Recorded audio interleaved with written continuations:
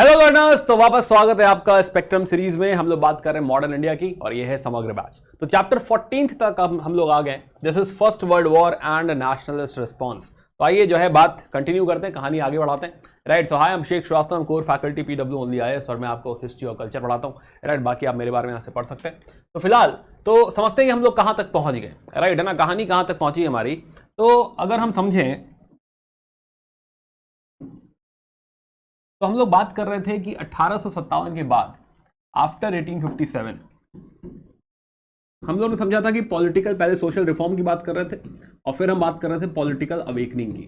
And finally bye 1885 हमारे पास एक body I which is a political body, all India political body, Indian National Congress.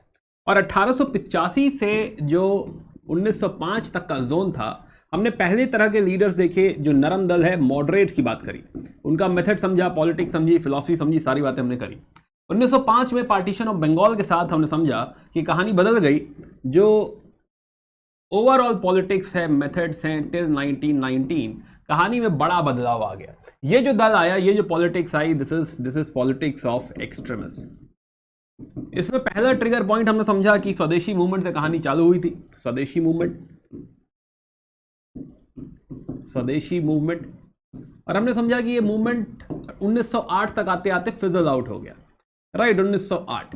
और इसका impact हमने एक और बात समझी कि इसका इंपैक्ट हुआ कि हमने समझा कि हमारे बहुत सारे क्रांतिकारी, रेवोल्यूशनरीज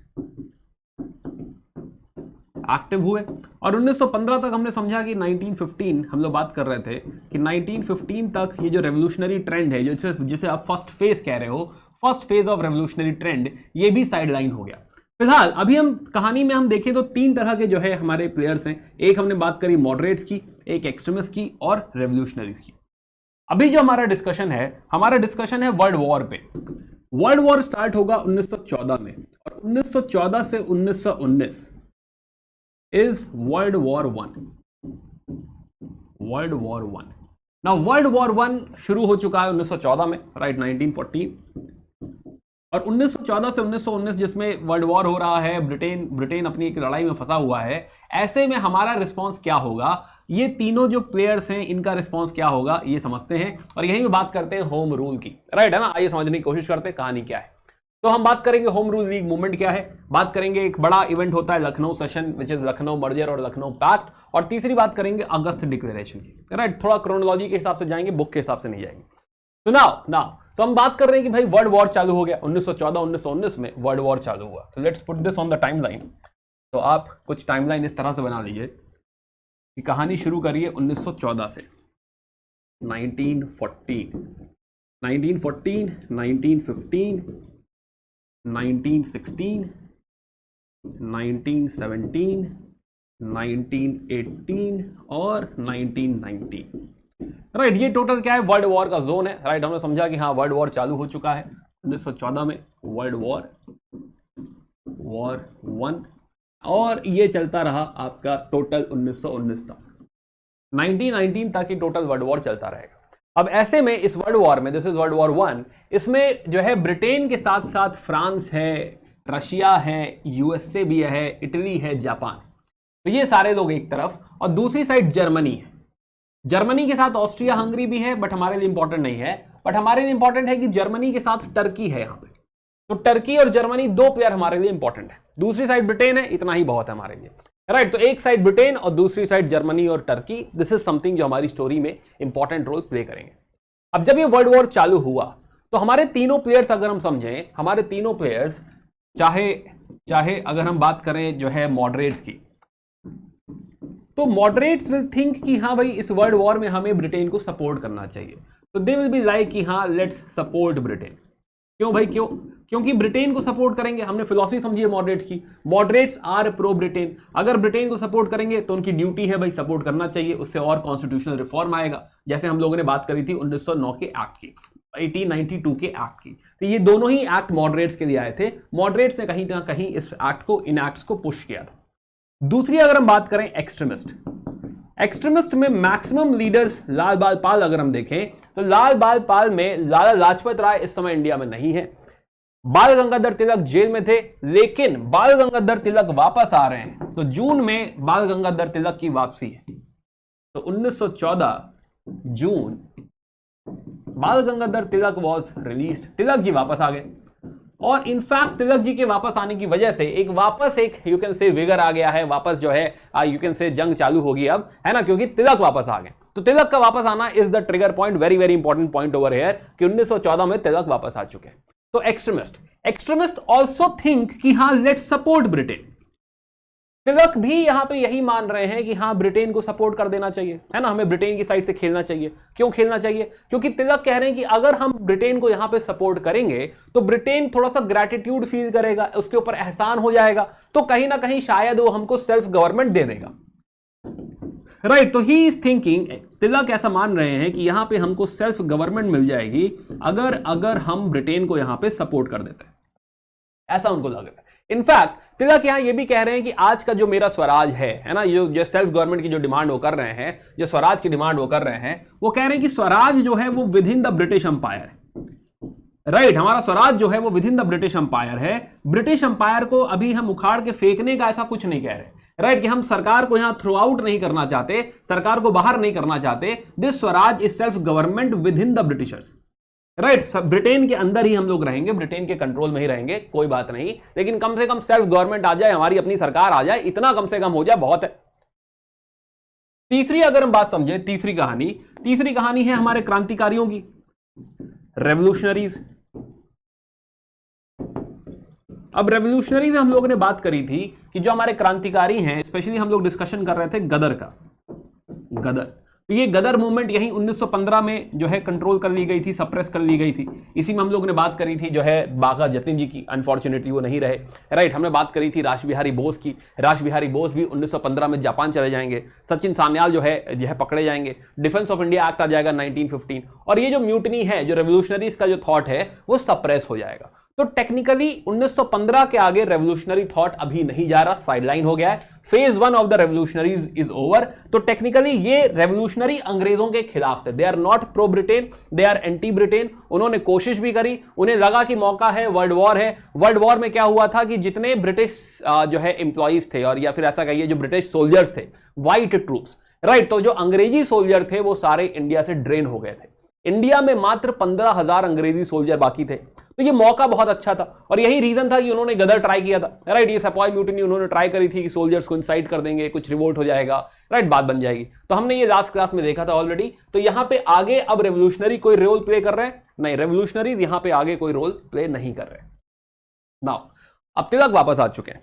अब यहां पे जो है ये हमने समझा कि मॉडरेट्स और एक्सट्रीमिस्ट, अच्छा बाय द वे मॉडरेट्स जो है, मॉडरेट्स भी कहीं ना कहीं जो है एक्सट्रीमिस्ट को मिस कर रहे थे। राइट, तिलक जी को मिस कर रहे थे। क्यों? क्योंकि तिलक जी के जाने के बाद या एक्सट्रीमिस्ट के जाने के बाद कांग्रेस की कोई बहुत वैल्यू रह नहीं गई थी। मासेस कांग्रेस को पहचान नहीं रहा था, लोगों में कोई ऐसी बहुत वैल्यू कांग्रेस की या फिर मॉडरेट लीडर की नहीं थी। राइट, तिलक की बहुत वैल्यू थी। तो कहीं ना कहीं जो आपके मॉडरेट लीडर हैं ये भी तिलक को मिस तो कर ही रहे थे। राइट, कांग्रेस कहीं ना कहीं तिलक को मिस कर रही थी। बट हमें याद आया कि स्प्लिट हो चुका था, मॉडरेट्स ने जो है एक्सट्रीमिस्ट को बाहर कर दिया था। तो तिलक एक्चुअली अभी कांग्रेस का हिस्सा है नहीं, ये भी बड़ी इंपॉर्टेंट बात है कि 1914 में जब तिलक वापस आ रहे हैं तो टेक्निकली वो कह रहे हैं कि हाँ भाई स्वराज, मुझे अंग्रेजों को बाहर नहीं फेंकना है, मुझे विद इन द ब्रिटिश ही जो है स्वराज चाहिए। लेकिन अभी वो चाहते हैं, तिलक भी चाहते हैं कि मुझे कांग्रेस में किसी तरह से एंट्री मिल जाए। राइट, क्यों? क्योंकि तिलक को भी रियलाइज हो रहा है कि कांग्रेस में एंट्री इज इंपॉर्टेंट। क्यों भाई, क्यों? क्योंकि कांग्रेस एक ऑर्गेनाइजेशन है, उसका जो नेटवर्क है, इस ऑर्गेनाइजेशन का जो नेटवर्क है वो उनको बहुत लेजिटिमेसी देगा, सपोर्ट देगा। वो कोई भी मूवमेंट करना चाहेंगे उसको कामयाबी के साथ कर पाएंगे। तो तिलक को भी ऐसा लग रहा है कि कांग्रेस में अगर एंट्री मिल जाती तो अच्छा होता। राइट, मुझे पूरा नेटवर्क वापस मिल जाएगा। लाला लाजपत राय भी नहीं है, बिपिन चंद्रपाल भी नहीं है, और अरविंदो घोष भी रिटायर हो चुके हैं। राइट, तो यहां पे तिलक टेक्निकली अकेले हैं with his fan following and followers, but main leaders में तिलक के साथ यहां पे कोई बहुत सपोर्टिंग रोल में नहीं है। अब ऐसे में तिलक भी चाह रहे हैं कि हाँ कांग्रेस में एंट्री मिल जाए, मॉडरेट्स भी चाह रहे हैं कि तिलक को आ जाना चाहिए। बट मॉडरेट्स में कुछ लीडर्स हैं जैसे कि गोखले, जैसे कि फिरोज शाह मेहता, क्या वो तिलक को चाहते हैं वापस आए? नहीं, वो यहां पे नहीं चाहते कि तिलक की वापसी हो। तो ये बड़ा बड़ा असमंजस में हम फंस गए। राइट, हम चाहते हैं कि कांग्रेस वापस जाग उठे, कुछ हो जाए, राइट, तब बनेगी बात, तब होगा युद्ध, राइट। लेकिन अभी ये पूरी कहानी बन नहीं रही है। तिलक आ तो चुके हैं, तिलक चाहते भी हैं, पर ये कहानी कैसे बनेगी, तिलक वापस कैसे कांग्रेस में आएंगे, मॉडरेट्स और एक्सट्रीमिस्ट वापस कैसे हाथ मिलाएंगे, this is something very very important. Now आइए समझते हैं। तो यहां पे तो हमने बात करी रेवोल्यूशनरी एक्टिविटीज वगैरह हमने समझा, राइट। तो factors leading to the movement हमने समझा कि हाँ भाई क्या जो है factors leading to the movement जो है हमने बैकग्राउंड समझ लिया है। कहानी आगे बढ़ाते हैं, थोड़ा टाइमलाइन आगे लेके चलते हैं, इसी पे ड्रॉ करेंगे। ओके, सुना जो है यहां पे आइडिया आएगा भी होम रूल मूवमेंट का, राइट। होम रूल मूवमेंट जिसमें Tilak and Annie Besant ji important role play करने वाले हैं। आइए इसी बात को थोड़ा सा समझते हैं। तो हम बात करें factors leading to the movement. ऐसा क्या हुआ कि अब एक होम रूल मूवमेंट के लिए माहौल बन रहा है, एक नई मूवमेंट की जरूरत है, राइट, है ना, मौका है जो है। तिलक भी ऐसा सोच रहे हैं कि ठीक है, उनको लगा कि भाई ठीक है सपोर्ट करना चाहिए ब्रिटिशर्स को, बट फिर उनको रियलाइज हुआ नहीं, एक मूवमेंट कर देना चाहिए, हमको थोड़ी सी आवाज उठा देनी चाहिए यहां पे। अब ऐसे में जो है उनकी मुलाकात होती है एनी बेसेंट से, राइट। आइए समझते हैं। तो नाउ तो फैक्टर्स अगर हम समझें कि हाँ क्या माहौल बन रहा है, अगर आपको बोला जाए कि भाई ऐसे क्या माहौल है, क्या फैक्टर्स हैं जिसकी वजह से मूवमेंट करना जरूरी सा हो रहा है, लेट्स अंडरस्टैंड। पहली बात की जो है नेशनलिस्ट जो हमारे लीडर्स हैं, चाहे वो मॉडरेट्स हों चाहे एक्सट्रीमिस्ट हों, उनको लग रहा है कि अगर सरकार पे दबाव बनाना है, राइट, तो मासेस को लेकर आना पड़ेगा। अगर हमें नेगोशिएट करना है तो then we need some popular pressure, वापस लोगों को जगाना पड़ेगा जैसा हम लोगों ने स्वदेशी मूवमेंट में किया था। पहली बात ये। दूसरी बात, मॉडरेट्स मॉडल मिंटो रिफॉर्म से काफी डिसअपॉइंटेड है, राइट। दे आर लाइक कि ना ये सही रिफॉर्म दिया नहीं, राइट, सेपरेट इलेक्टोरेट भी दे दिया है, प्रॉपर इलेक्शन दिया नहीं है, पावर कुछ है नहीं। तो मॉडल मिंटो रिफॉर्म के मॉडरेट्स को खुश कर पाया नहीं, मॉडरेट्स को भी खुश नहीं कर पाया, दिक्कत है भाई। तो मॉडरेट्स भी यहां पे हैप्पी नहीं है, तो दे आर लाइक कि हाँ चलो कोई मूवमेंट कर ही देते हैं, कुछ तो ऐसा प्रेशर बनाते हैं, भले बहुत स्ट्रॉन्ग एजिटेशन मत करो, राइट, लेकिन कुछ तो यहां पे शुरू करना बहुत इंपॉर्टेंट हो रहा है। प्लस क्योंकि ये वॉर टाइम है, right, another thing which is important is कि हाँ ये वॉर टाइम है, और वॉर टाइम की वजह से अंग्रेजों ने बहुत सारे कंट्रोल्स बिठा दिए, जैसे डिफेंस ऑफ इंडिया एक्ट को लेकर आ गए थे। तो वॉर टाइम माइजरीज और वॉर टाइम रिस्ट्रिक्शंस चल रहा है, प्लस उन्होंने कहा कि पैसा भी चाहिए वॉर के लिए, राइट, तो उन्होंने कहा टैक्सेशन बढ़ा देते हैं, तो टैक्सेशन भी बढ़ा दिया। वॉर में महंगाई भी बढ़ गई है, तो जनता भी दुखी है, राइट, इन्फ्लेशन हो चुका है, तो जनता भी दुखी है। तो ओवरऑल जनता भी यहां पे साथ में आने को रेडी है। तो अगर आप समझिए, तो पहली बात हम समझ रहे हैं कि वाई, अगर एक हम मूवमेंट करने जा रहे हैं होम रूल, अभी शुरू करेंगे 1916 में शुरू करेंगे, राइट, बट वाई, माहौल क्या है? तो माहौल हम समझ रहे हैं कि हाँ भाई पहली बात तो एक प्रेशर चाहिए, एक मास प्रेशर चाहिए, और तभी हम लोग क्या कर पाएंगे, नेगोशिएट कर पाएंगे। नेगोशिएशन या फिर पर्टिकुलर रिफॉर्म तभी आ पाएगी, और पॉलिटिकल रिफॉर्म तभी आ पाएगी, स्वराज सेल्फ गवर्नमेंट तभी मिल पाएगा जब हम कुछ थोड़ा प्रेशराइज करें। अदरवाइज अपने मन से खुशी से अंग्रेज हमको कुछ नहीं देने वाले, राइट, तो हमको प्रेशर क्रिएट करना पड़ेगा। दूसरी बात, मॉडरेट्स की अगर हम बात करें, मॉडरेट्स दुखी हैं, मॉडरेट्स भी दुखी हैं, ब्रिटेन को सपोर्ट करना चाहते हैं, एग्री कर रहे हैं कि हाँ सपोर्ट करना चाहिए, सही है भाई, ड्यूटी है हमारी, but they are also realising कि मॉडल मिंटो रिफॉर्म में हमको कुछ दिया नहीं है, राइट, तो ये डिसअपॉइंटिंग था उनके लिए। हाँ भाई डिसअपॉइंटिंग था, ये भी एक इशू है, major issue. Then another point is कि जो है हम समझ रहे हैं कि वॉर टाइम है ये, और war time comes with chaos, right, है ना, कि चाहे आप रिस्ट्रिक्शंस की बात कर लीजिए, माइजरीज की बात कर लीजिए, चाहे आप टैक्स बढ़ा दिया गया है, चाहे आप इन्फ्लेशन की बात कर लीजिए, महंगाई भी बहुत है। तो कहीं ना कहीं कहने का मतलब कि जनता भी चाहती है कि हाँ कुछ हो जाए, राइट, है ना, कुछ तो जंग करी जाए। तो जनता भी साथ में है, मॉडरेट्स भी साथ में है ना, माहौल बन रहा है, बिल्कुल माहौल बन रहा है। देन एक और बात जो वर्ल्ड वॉर ने एक्सपोज करी, वर्ल्ड वॉर ने ये एक्सपोज किया कि जो सारे लोग जो लड़ रहे हैं वर्ल्ड वॉर में, ये अपनी अपनी कॉलोनी के लिए लड़ रहे हैं, राइट, यानी कोई ऐसी सुपरियोरिटी, वाइट सुपरियोरिटी, या हम समझे कि हाँ ये कुछ बेनेवोलेंट हैं, अच्छे लोग हैं, ये सारा मिथ जो है दूर हो गया है, राइट। तो कहीं ना कहीं ये इंपीरियल वॉर जो है, राइट, है ना, इंपीरियलिस्ट वॉर जो हमको दिख रही है, इसने कहीं ना कहीं एक्सपोज कर दिया है कि अंग्रेजों का कोई बेनेवोलेंट नेचर है नहीं, राइट, है ना। तो इंपीरियलिस्ट वॉर हमको समझ में आ रही है, तो ब्रिटिश यहां पे काफी ब्रिटेन एक्सपोज हो गया है, और इसके खिलाफ थोड़ा आवाज उठाना बनता है ना, कि हाँ भाई माहौल बन चुका है, और अगर अब आवाज नहीं उठाई तो भाई कब उठाएंगे। तो वेरी वेरी इंपॉर्टेंट कि भाई अब तो कुछ कहो, कोई कुछ तो आवाज उठाओ, राइट। देन हम समझे, और दूसरा तिलक आ चुके हैं, राइट है ना, अगर हम समझे तो तिलक आ चुके हैं, तो एक लीडरशिप भी है हमारे पास, इंपॉर्टेंट लीडरशिप कि तिलक की एंट्री हो चुकी है, तिलक वापस आ चुके हैं, तो एक लीडर तिलक मौजूद है जो इसको टेकअप कर सकते हैं, और दूसरा एनी बेसेंट। एनी बेसेंट की हम लोगों ने बात करी थी जब हम लोगों ने इंट्रोड्यूस किया था theosophical society, social reform movement में, राइट। एनी बेसेंट खुद आयरलैंड से हैं एंड वहां पे आयरिश होम रूल लीग से इंस्पायर्ड है। तो आयरलैंड में भी ऐसी ही लड़ाई है, ऐसी ही एजिटेशन है अगेंस्ट ब्रिटेन कि हमको होम रूल दे दो, राइट। तो आयरिश होम रूल लीग से कहीं ना कहीं इंस्पायर्ड हैं, और वो उस चीज को, ये होम रूल का जो आइडिया है कि हाँ भाई कम से कम अंग्रेजों से डिमांड करो, ऐसी पॉलिटिकल ओपिनियन क्रिएट करो, ये जो आइडिया है कहीं ना कहीं एनी बेसेंट इसमें विश्वास करती, राइट है ना। She wants to push for this. तो माहौल भी है, राइट है ना, समा भी है और दस्तूर भी है, लीडर भी है हमारे पास, कि लीडर भी हैं जो इस चीज को टेकअप कर सकते हैं कि हाँ कुछ तो आवाज उठाई जाए। अब आप कहेंगे सर अभी तो कहा मॉडरेट्स प्रो ब्रिटेन है, हाँ एकदम से नहीं कूद पड़ेंगे कि हाँ जो है मूवमेंट हुआ तो चलो हम भी साथ में हैं, but then they will realise कि हाँ भाई इसमें जुड़ना पड़ेगा, आना पड़ेगा भाई, राइट। इसमें जो है साइड में खड़े होगे, फेंस पे खड़े होगे तमाशा नहीं देख सकते, it is important to join this movement, right. तो थोड़ा सा रिलक्टेंस जरूर है मॉडरेट्स का, और वो एग्जिट भी कर देंगे, बट द पॉइंट इज कि हाँ क्या उनके भी दिल में कहीं ना कहीं बातें हैं, क्या उनके पास भी कारण है कि हाँ भाई पिछला पॉलिटिकल रिफॉर्म सही तो नहीं दिया था, हमें कुछ ना कुछ जो है आवाज उठानी पड़ेगी। तो ये पूरी तरह से माहौल क्रिएट हो चुका है जिसमें हम मान सकते हैं कि नाउ वी कैन जो है ask for Swaraj, self government जो है मांगा जा सकता है। तो मेजर डिमांड जो है it is all about home rule, it will be all about जो है self government, right. Self government home rule हम लोग मांगने वाले हैं, या तो ये है क्या फैक्टर्स। नाउ तो लेट्स टॉक अबाउट लीक्स। तो आइए समझते हैं कि क्रोनोलॉजिकली कहानी चालू कैसे हुई। वापस आते हैं टाइमलाइन पे। तो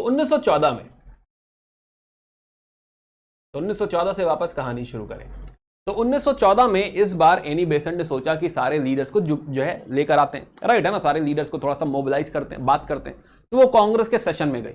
तो मद्रास में कांग्रेस का सेशन हो रहा था, लीडर थे भूपेंद्र नाथ बसु, राइट, भूपेंद्र नाथ बसु। 1914 का सेशन, अब 1914 का सेशन हो रहा है दिसंबर में। इस सेशन में तिलक भी हैं, राइट है ना, तिलक भी हैं यहाँ पे, एंड तिलक चाहते हैं कि हाँ भाई मेरी एंट्री या फिर एक्सट्रीमिस्ट की एंट्री वापस कांग्रेस में हो जाए, पुराना मुद्दा हमारा, राइट है ना, वापस हो जाए। लेकिन अगेन मॉडरेट भी ऐसे थोड़े कह देंगे खुल के कि हाँ हम भी वेट कर रहे थे, देर लाइक कि नहीं गलत हुआ है, राइट, ऐसा नहीं करना चाहिए था आप लोगों को, पिछली बारी हम लोग की फिलॉसफी मैच नहीं करती है, आइडियोलॉजी मैच नहीं करती है।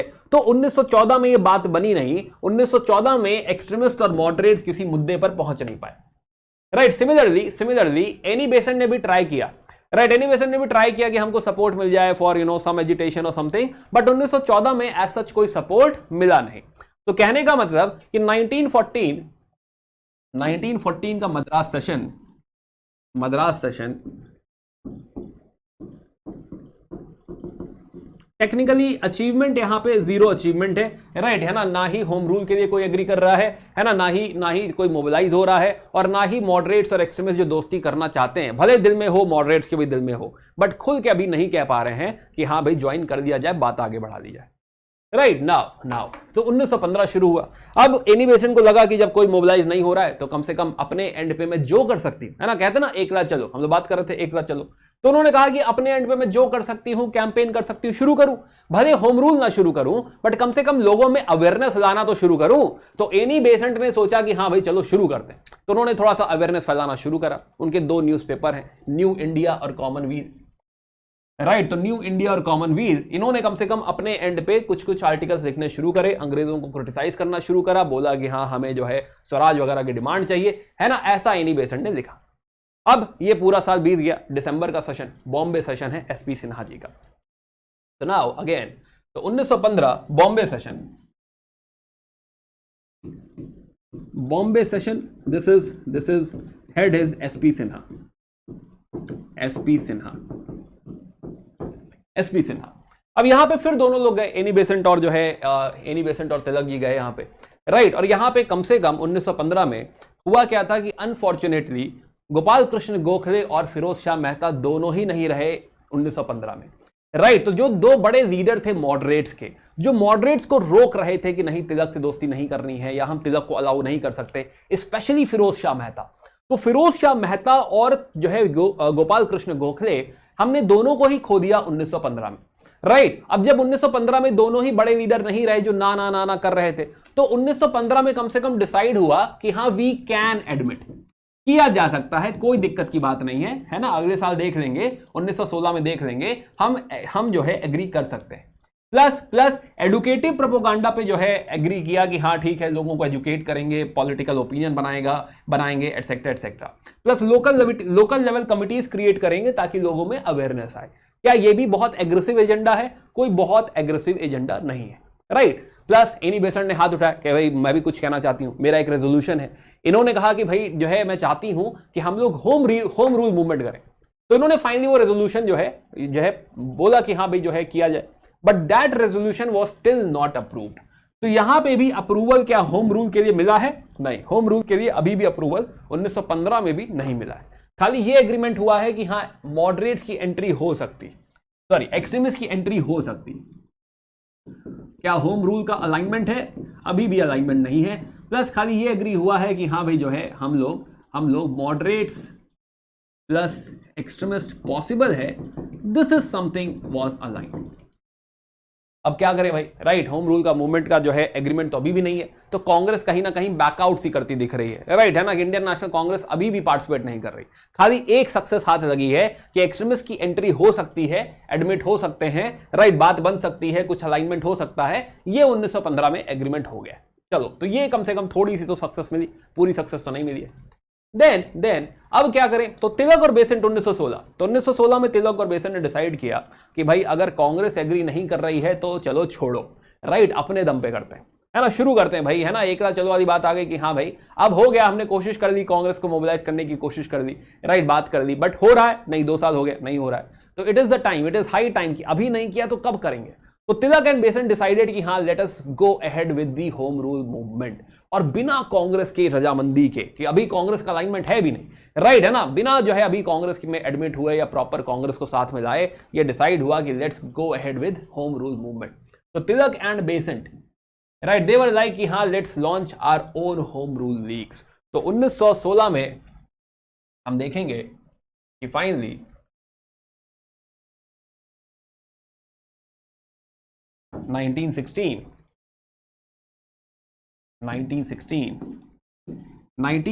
के अप्रैल में तिलक अपनी लीग लॉन्च कर देंगे, एंड 1916 के सितंबर में एनी बेसेंट भी अपनी लीग लॉन्च कर देंगे। तो दोनों लोग जो है अपनी अपनी लीग्स लॉन्च कर देंगे। नाउ अगेन कोई ऐसा बीच में फ्रिक्शन ना हो, डाउट ना हो कि भाई क्या करना है क्या नहीं करना है, तो पूरे इंडिया को लोगों ने डिवाइड कर दिया। तिलक की लीग में डिसाइड हुआ, तिलक की लीग अप्रैल 1916, और तिलक की लीग में डिसाइड हुआ कि हाँ हम जो कवर करेंगे part that will include Maharashtra, Karnataka and Berar plus central provinces. तो टेक्निकली ही सेइंग कि हाँ भाई हम ये वाला पार्ट कवर करेंगे, central Berar and all cover करेंगे। दिस इज समथिंग जो है, ये एरिया जो है दिस इज अंडर तिलक, उनकी होम रूल लीग यहां पे ऑपरेट करेगी, राइट। प्लस अंडरस्टैंड कि इसमें बॉम्बे एक्सक्लूडेड है, नॉट बॉम्बे नहीं है। तो तिलक की होम रूल लीग ने अपना एरिया डिसाइड कर लिया कि हम इस एरिया में ऑपरेट करेंगे। हेडक्वार्टर क्या है? पुणे। पहली मीटिंग कहां पे हुई? बेलगाम में। तो पहली मीटिंग बेलगाम में हुई, डिसाइड हो गया कि हेडक्वार्टर पुणे से ऑपरेट करेंगे, लीग्स बना लेंगे। टोटल 6 लीग, 6 ब्रांचेस सेटअप करी उन्होंने, राइट। एरिया क्या है? एरिया टोटल आप समझिए कि ये डेक्कन एरिया क्या जो है, आसपास का एरिया आप समझिए कि this is under Tilak excluding Bombay, right. तो 6 ब्रांचेस। और तिलक की लीग की डिमांड क्या है? तिलक डिमांड कर रहे हैं कि we are asking for swaraj, simple, but again mind it, swaraj within the government, swaraj within the Britain, within Britain जो है, कॉमनवेल्थ कह लो या ब्रिटेन के अंदर कह लो, राइट, कि अभी ये ब्रिटेन के बाहर नहीं है, सरकार के बाहर नहीं है, हमको सेल्फ गवर्निंग बॉडी चाहिए, हमको सेल्फ गवर्नमेंट चाहिए। तो होम रूल मतलब सेल्फ गवर्नमेंट, होम रूल मतलब आजादी नहीं है।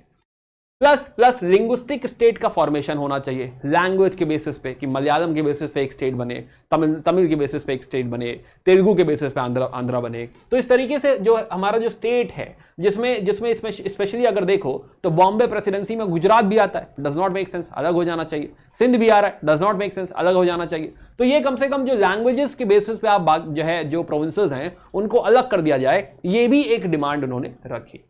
प्लस वर्नाकुलर एजुकेशन को प्रमोट किया जाए, this is another demand they have, right. तो फिलहाल तो तिलक की लीग स्टैब्लिश हो गई है, राइट। इसमें कुछ बातें आप नोट कर सकते हैं, जैसे कि डिमांड कम से कम लिख लीजिए, पूना हेडक्वार्टर लिख लीजिए, पूना इज हेडक्वार्टर। डिमांड लिख लीजिए कि स्वराज की डिमांड है, लिंग्विस्टिक स्टेट्स की डिमांड है, एंड जो है वर्नाकुलर एजुकेशन की डिमांड है। एजुकेशन हमारी भाषा में होना चाहिए, सरकार को यह बात एग्री करनी पड़ेगी, राइट। अब तक क्या था कि वेस्टर्न एजुकेशन सरकार के एजेंडा पे थी, राइट। वो लोग खाली वेस्टर्न साइंसेज, लिटरेचर, इंग्लिश, ये सारी चीजें हमको पढ़ा रहे थे। तो हुआ कि नहीं भाई, हमारी भाषा में हमको पढ़ाइए, ये क्या ही पढ़ा रहे हैं आप, राइट। तो फिलहाल तो तिलक की लीग इस एरिया में ऑपरेट कर रही है, हमने समझा, Deccan and near by area, and Bombay में नहीं है, ये हम ध्यान रखेंगे, राइट। सिमिलरली अगर हम बेसेंट जी की लीग देखें, एनी बेसेंट, तो एनी बेसेंट क्योंकि थियोसॉफिकल सोसाइटी का हेडक्वार्टर मद्रास है, राइट। तो ये भी कहां पे बेस्ड है, मद्रास पे बेस्ड है। नाउ एवरीथिंग जो तिलक जी के अंडर नहीं आती, बाकी का इंडिया किसके अंदर आता है, एनी बेसेंट के अंदर आता है, अलग से रखने की जरूरत नहीं है। टोटल 200 ब्रांचेस, क्योंकि बड़ा एरिया है तो हाँ भाई बहुत सारी ब्रांचेस हो जाएंगी, तो 200 ब्रांचेस इनकी हैं overall, right. Plus there are some important names along with her, जैसे जॉर्ज अरुंडेल उनको सपोर्ट करेंगे, ऑर्गेनाइजिंग सेक्रेटरी हैं इन सारी लीग्स के, BW वादिया हैं, CP रामास्वामी अय्यर हैं, ये कुछ इंपॉर्टेंट नाम जो है यहाँ पे इस मूवमेंट का इनके साथ इनके क्लोज एसोसिएट्स हैं technically, right. So now she is also in. तो अप्रैल में तिलक ऑलरेडी स्टार्ट कर ही चुके हैं, और सितंबर में आते आते एनी बेसेंट ने अपनी लीग्स भी लॉन्च कर दी। Now game is on, right. Already ये जो है कहानी चालू हो गई, होम रूल लीग चालू हो गया। सो नाउ अब बात करते हैं थोड़ा सा प्रोग्राम क्या है, राइट। होम रूल लीग का प्रोग्राम क्या है, कि क्या करने के वाले, ये भी तो समझा जाए। मेथड क्या है, मेथड क्या करने वाले। होम रूल लीग शुरू तो कर दिया, बट करना क्या है, राइट, ये बात समझी जाए। तो now in this home rule league, now what they are trying to do, लोगों को अवेयर करने की कोशिश कर रहे हैं। क्या इसमें स्वदेशी है, नहीं। इसमें कोई बॉयकॉट जैसी बात हो रही है, नहीं। ये सब कोई मेजर एजेंडा नहीं है यहां पे। It is more about telling people कि हाँ let's talk about home rule. Home rule important है, सेल्फ गवर्नमेंट इंपॉर्टेंट है। लोगों में ये भावना आ जाए, सारे लोग ऐसी बात करने लगे और इसके साथ खड़े हो जाएं, this is something which is required, right, है ना। अब नए नए एरिया, जैसे गुजरात में अब तक मोबिलाइजेशन नहीं था, अब वहां पहुंच रहा है। सिंध में मोबिलाइजेशन नहीं था, वहां पहुंच रहा है, right. Plus what is important, political education, लोगों तक बात पहुंचे। अब लोगों तक बात कैसे पहुंचेगी, जैसे आप जो है अगर बंगाल में देखें, तो बंगाल में क्या होता है कि चाय की टपरी पे, ऐसा नुक्कड़ पे, चाय की टपरी पे ऐसे 10-15 लोग खड़े हो जाएंगे, राइट, है ना। चाय पीने आएंगे, है ना, कि हाँ भाई बाबा बताइए। तो यहाँ पे जो है दादा न्यूज़पेपर को ये पढ़ेगा और बाकी लोग डिबेट करेंगे, डिस्कशन करेंगे। This is how they basically discuss कि हाँ आज का पॉलिटिक्स में क्या चल रहा है, क्या होना चाहिए, एटसेट्रा। दिस इज समथिंग जो है like this only. Home rule भी कुछ ऐसा ही है कि यहाँ पे ऐसे रीडिंग रूम्स हैं, डिबेट हो रहे हैं, डिस्कशन हो रहे हैं, लोगों तक बात पहुंचाई जा रही। जो पढ़ सकता है वो पढ़ेगा, जो नहीं पढ़ सकता कम से कम सुनेगा कि हाँ ऐसा कुछ हो रहा है, right. So here it is about political education, political meetings, public meetings, libraries, conferences, right, है ना, कि हाँ प्रोपोगंडा क्लासेस, है ना, क्लास ली जा रही है कि आओ बताएं तुम्हें इंडिया में क्या हो रहा है, अंग्रेजों ने क्या किया, है ना, हमें होम रूल चाहिए, होम रूल चाहिए, होम रूल चाहिए, ये हर किसी की जुबान पे आ जाए। तो लोगों का अलाइनमेंट, पब्लिक ओपिनियन बिल्ड करना, it is the main agenda of home rule league programme, right. अब इसके लिए जो जरूरत पड़े, फंड की जरूरत पड़े तो चलो भाई फंड बनाओ, स्कूल इसको सोशल वर्क जो है जरूरत पड़े सोशल वर्क करो, प्लस लोकल गवर्नमेंट वगैरह में जो है भी पार्टिसिपेट करेंगे। ऐसे में एक और इवेंट हो रहा है साइड में, रशियन रेवोल्यूशन, राइट।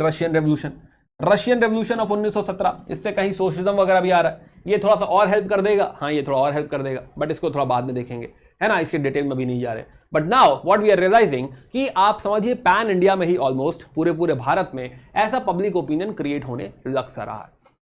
अगेन ऐसा नहीं है कि 100% मासेस तक बात पहुंच जाएगी, बट फिर भी एटलीस्ट एजुकेटेड लोगों तक, अर्बन लोगों तक, शहरों तक, और थोड़ा बहुत कंट्री साइड गाँव तक भी थोड़ी बहुत बात पहुंच रही है, राइट। पहले भी हमने बात करी थी कि जब हम एक्सट्रीमिस्ट की बात करते हैं तो हम बात करते हैं अर्बन फेनोमेना की, राइट, है ना, कि हाँ जो है उनका जो इंपैक्ट है वो ज्यादा शहरों में है, तो शहर ज्यादा इंपैक्टेड होंगे, बट थोड़ा गांव तक भी हम पहुंच रहे हैं, टाउन तक हम पहुंच रहे हैं, राइट। रूरल एरिया भी थोड़ा बहुत पेनिट्रेशन इसमें हो रहा है, बट थोड़ा बहुत, ऐसा नहीं है कि हाँ सारे किसान इसमें जुड़ गए हैं, राइट, है ना। ऐसा रूरल पेनिट्रेशन बहुत डीप इसमें नहीं होगा, यही बता दे रहा हूं मैं आपको। खैर, तो दूसरी बड़ी उपलब्धि है ना, एक तो पॉलिटिकल ओपिनियन क्रिएट हो रहा है ना, लिटरेट जो है लोगों में, वो इंपॉर्टेंट है, लोगों को पता चल रहा है होम रूल के बारे में, ये इंपॉर्टेंट है। पर दूसरी बहुत बड़ी उपलब्धि यहां पे है कि बड़े बड़े लीडर्स अब जो है पॉलिटिक्स ज्वाइन कर रहे हैं, जैसे कि जो है इसको ज्वाइन करेंगे मोतीलाल नेहरू, जवाहरलाल नेहरू, भूलाभाई देसाई आ रहे हैं, then CR Das is famous, then जो है मदन मोहन मालवीय भी एंट्री कर रहे हैं, प्लस मोहम्मद अली जिन्ना, एमए जिन्ना भी यहां पे आ गए, लाला लाजपत राय जब वापस आएंगे तो वो भी ज्वाइन कर लेंगे, राइट, प्लस तेज बहादुर सप्रू। तो you will see a lot of big names, lot of big leaders जो आगे हम बहुत फेमस होंगे, जिनके बारे में बात करते रहेंगे, but lot of big leaders are entering over here, right, कि हाँ हम भी होम रूल का हिस्सा है भाई। तो जो एजुकेटेड मासेस, आप समझिए एजुकेटेड मासेस इसमें सबसे बड़ा टारगेट है, स्टूडेंट्स है ना, educated, western educated, all these are main target, कि हाँ अगर इन लीडर्स का अलाइनमेंट आ जाए तो बात ही बन जाए, राइट, है ना। मोहम्मद अली जिन्ना बॉम्बे डिवीजन लीड कर रहे हैं एनी बेसेंट के लिए। प्लस नाउ 1916 में, क्योंकि क्या हुआ है कि भाई अब जैसा कि मैंने कहा कि गोखले और फिरोज शाह मेहता दोनों ही नहीं रहे, and that is the reason कि इवन बहुत सारे moderate Congressman they will also be like कि हाँ हम भी इसका हिस्सा हैं, वो भी ज्वाइन करना शुरू करेंगे, राइट। प्लस गोखले की स्वयं की servants of India society, right, है ना, वो भी इसमें ज्वाइन करने लगेगी, बहुत सारे मेंबर्स यहां पहुंच जाएंगे।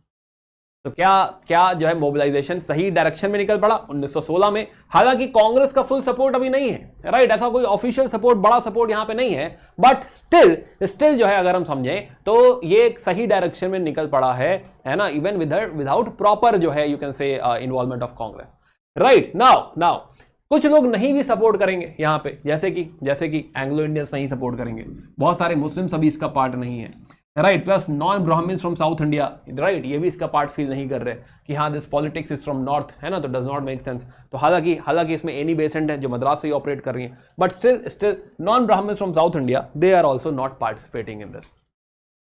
खैर ये एंगल और समझने के लिए याद करो हम लोगों ने डिस्कशन किया था कास्ट मूवमेंट्स का, राइट। तो यहां पे इस समय जो नॉन ब्राह्मण्स हैं साउथ इंडिया में, they will more be towards caste movement, है ना, कि हम बात कर रहे थे जस्टिस पार्टी की, हम बात कर रहे थे टेम्पल एंट्री की, तो जो मूवमेंट है ये उस डायरेक्शन में ज्यादा है, हम पहले बात कर चुके हैं, and that is the reason they are not participating.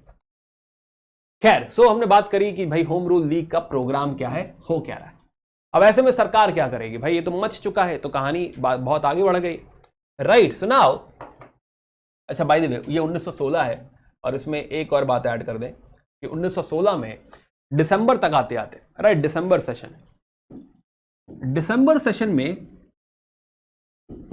December session हो रहा है लखनऊ में, अरे दिसंबर मत लिखो, लखनऊ सेशन लिखो, लखनऊ सेशन।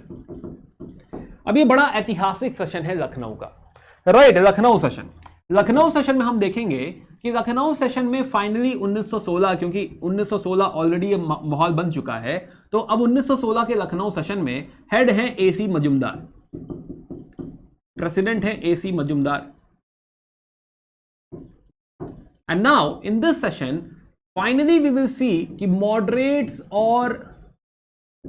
मॉडरेट्स और एक्सट्रीमिस्ट अब हाथ मिलाएंगे, राइट, है ना। अब जो है मॉडरेट्स और एक्सट्रीमिस्ट हाथ मिला लेंगे, यानी कांग्रेस अब फुल्ली सपोर्ट करने वाली है, राइट, कांग्रेस अब गेम में एंटर कर रही है, प्रॉपरली एंटर कर रही है।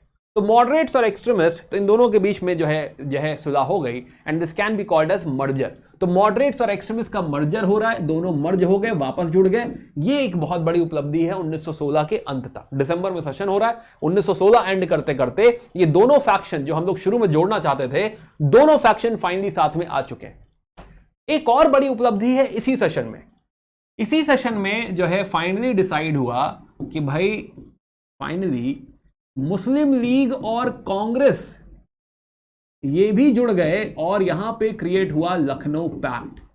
दोनों ने कहा कि हम मिल के साथ में लड़ेंगे, राइट, हम एक जो है कॉमन डिमांड रखेंगे, एक साथ लड़ाई लड़ेंगे, तो अंग्रेजों से जो भी डिमांड वगैरह है हम जो है एक साथ बात करेंगे।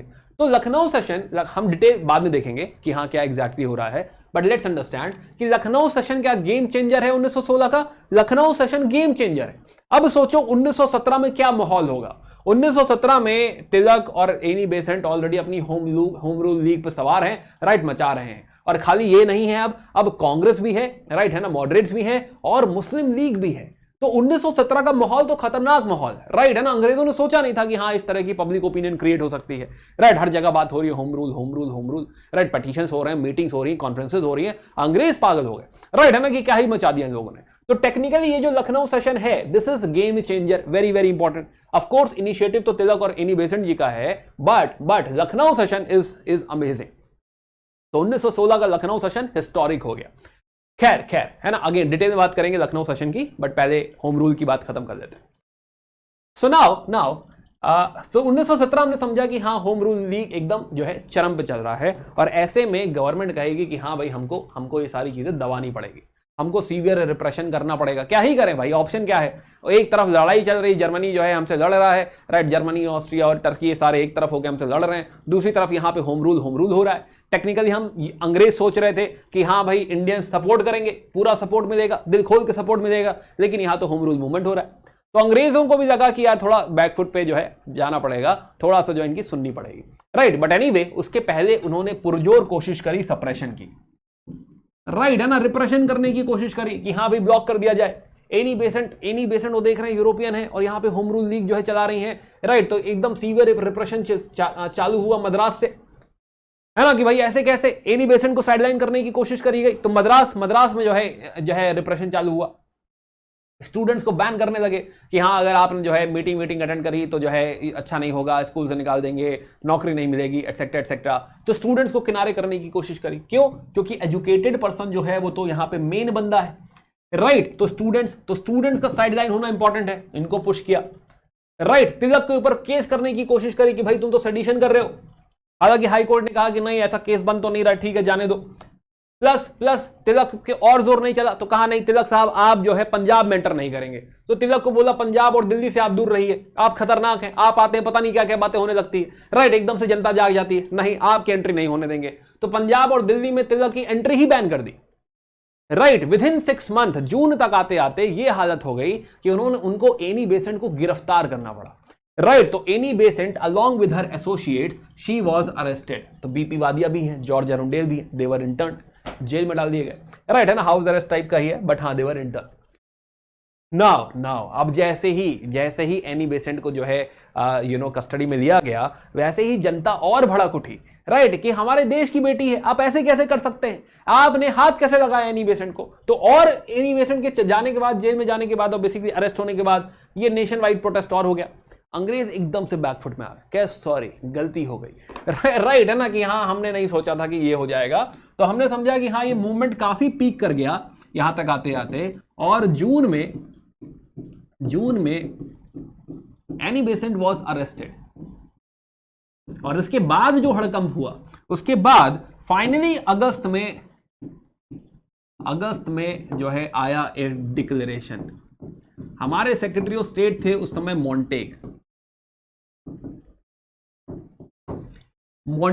तो मॉन्टेग हमारे secretary of state house of Commons में खड़े हुए, बोले कि जो है रिस्पॉन्सिबल गवर्नमेंट हमको देना पड़ेगा, राइट, हमारे पास ऑप्शन नहीं है, right, we will have to give responsible government. तो ऐसा कुछ फेक सवादा, कुछ वेग सवादा, फेक नहीं वेग सवादा उन्होंने किया कि हाँ भाई हम रिस्पॉन्सिबल गवर्नमेंट देंगे, कैसे देंगे, क्या होंगे कंडीशन अप्लाइड, ऐसा करके उन्होंने कुछ कहा, राइट। तो 1917 में अंग्रेजों को मजबूरी में आके, राइट, इस बात को एक्सेप्ट करना पड़ा कि कुछ तो हम सेल्फ गवर्नमेंट जैसा, या फिर टेक्निकली कहो तो रिस्पॉन्सिबल गवर्नमेंट जैसा हमको यहां पे देना पड़ेगा।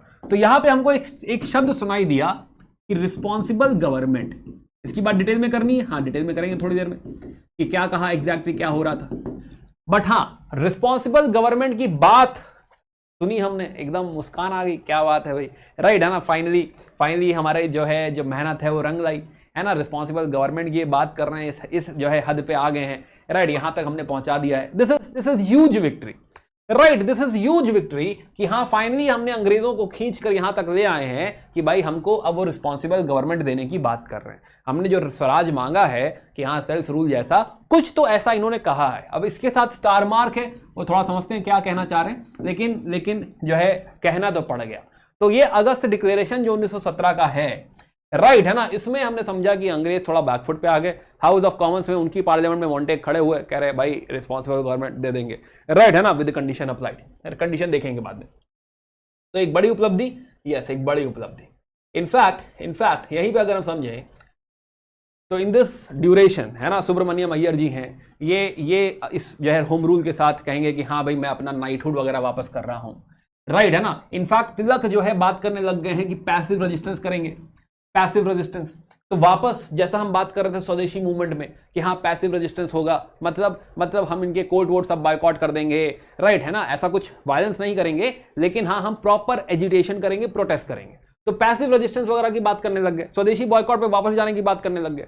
तो अब थोड़ा सा जो है और टेम्पो हाई होता जा रहा है, राइट, है ना, कि हाँ अंग्रेजों ने किसी को नाइटहुड दिया था, उन्होंने वापस कर दिया। Tilak is moving towards passive resistance and लोग काफी जाग उठे। तो एनी बेसेंट को फाइनली छोड़ना पड़ा इन्हें।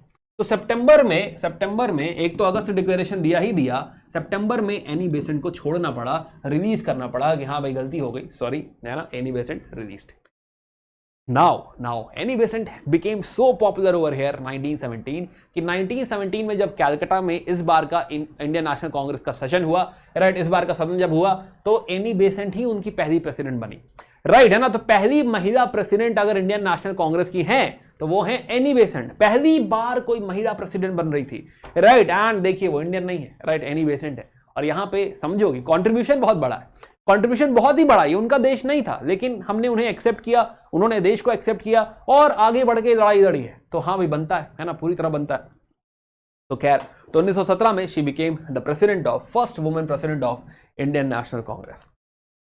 खैर, सो जो है हमने बात करी जो है गवर्नमेंट एटीट्यूड की, समझा गवर्नमेंट ने क्या किया, एंड फाइनली हमने जाना कि अगस्त डिक्लेरेशन जो है, जो लास्ट टॉपिक है हमारा, अगस्त डिक्लेरेशन यहां पे आ गया था। बट नाउ इसके बाद ये जो एजिटेशन है, राइट, अब ये फेड आउट करने लगेगा, है ना। यहां से अगर हम समझें तो 1919 तक जाते जाते अब ये एजिटेशन फेड आउट करने लगेगा, राइट, है ना, साइड लाइन होने लगेगा। आइए समझते हैं क्यों। So now this agitation will fade out from 1917 to 1990, right, है ना, कि यहां से अगस्त डिक्लेरेशन के बाद से ही ये फेड आउट हो रहा है। वाई, क्यों फेड आउट होने लग गया? एक तो देखो बड़ा ही रीजन है कि अगस्त डिक्लेरेशन आ गया है और मॉन्टेग ने खुल के कह दिया है, समझो, है ना, मेजर मुद्दे समझो कि होम रूल मूवमेंट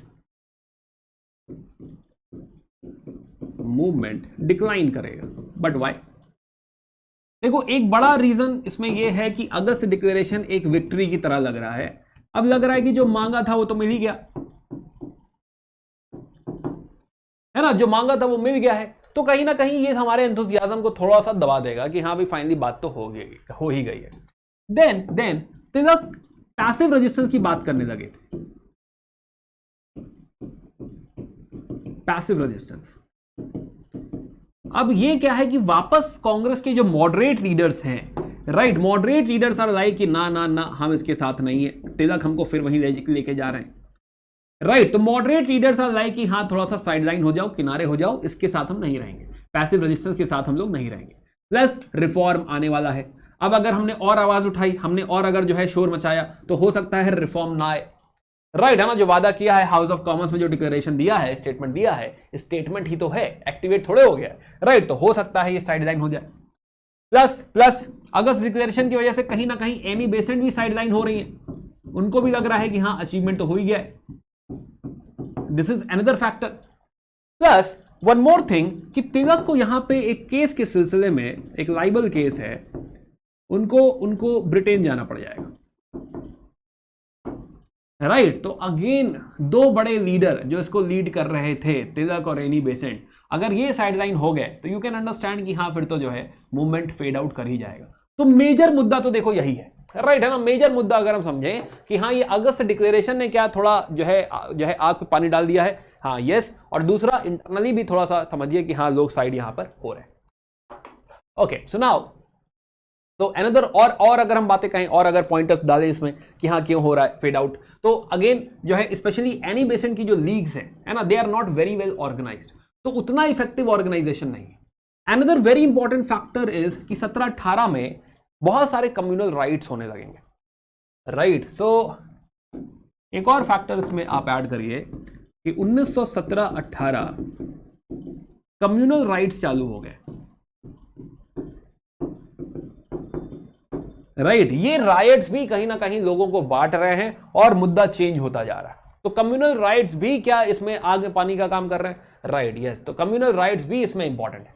प्लस जैसा कि हमने कहा कि मॉडरेट्स जो है पैसिफाई हो गए कि हाँ भाई कोई ऐसा डिक्लेरेशन होने वाला है, राइट है ना, तो वो भी साइडलाइन हो रहे हैं। प्लस हमने बात करी तिलक पैसिव रेजिस्टेंस की बात कर रहे हैं, तो मॉडरेट्स अभी हो जाएंगे।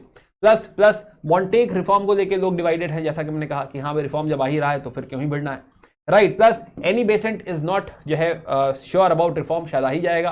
Plus Annie Besant passive resistance के साथ भी नहीं है, सिमिलर मुद्दा, राइट, तो वो भी किनारे हो रही है। प्लस जैसा कि मैंने कहा कि तिलक लंदन जा रहे हैं, एक ये हिस्सा है। प्लस गांधी जी एंट्री करेंगे आगे, राइट, ये भी लिखा जा सकता है, बट इसमें ये इतना इंपॉर्टेंट नहीं है, राइट। गांधी जी एंट्री करेंगे, बाद में करेंगे, बट हाँ फिलहाल these are the major issues जिनकी वजह से मूवमेंट फेड आउट कर जाएगा।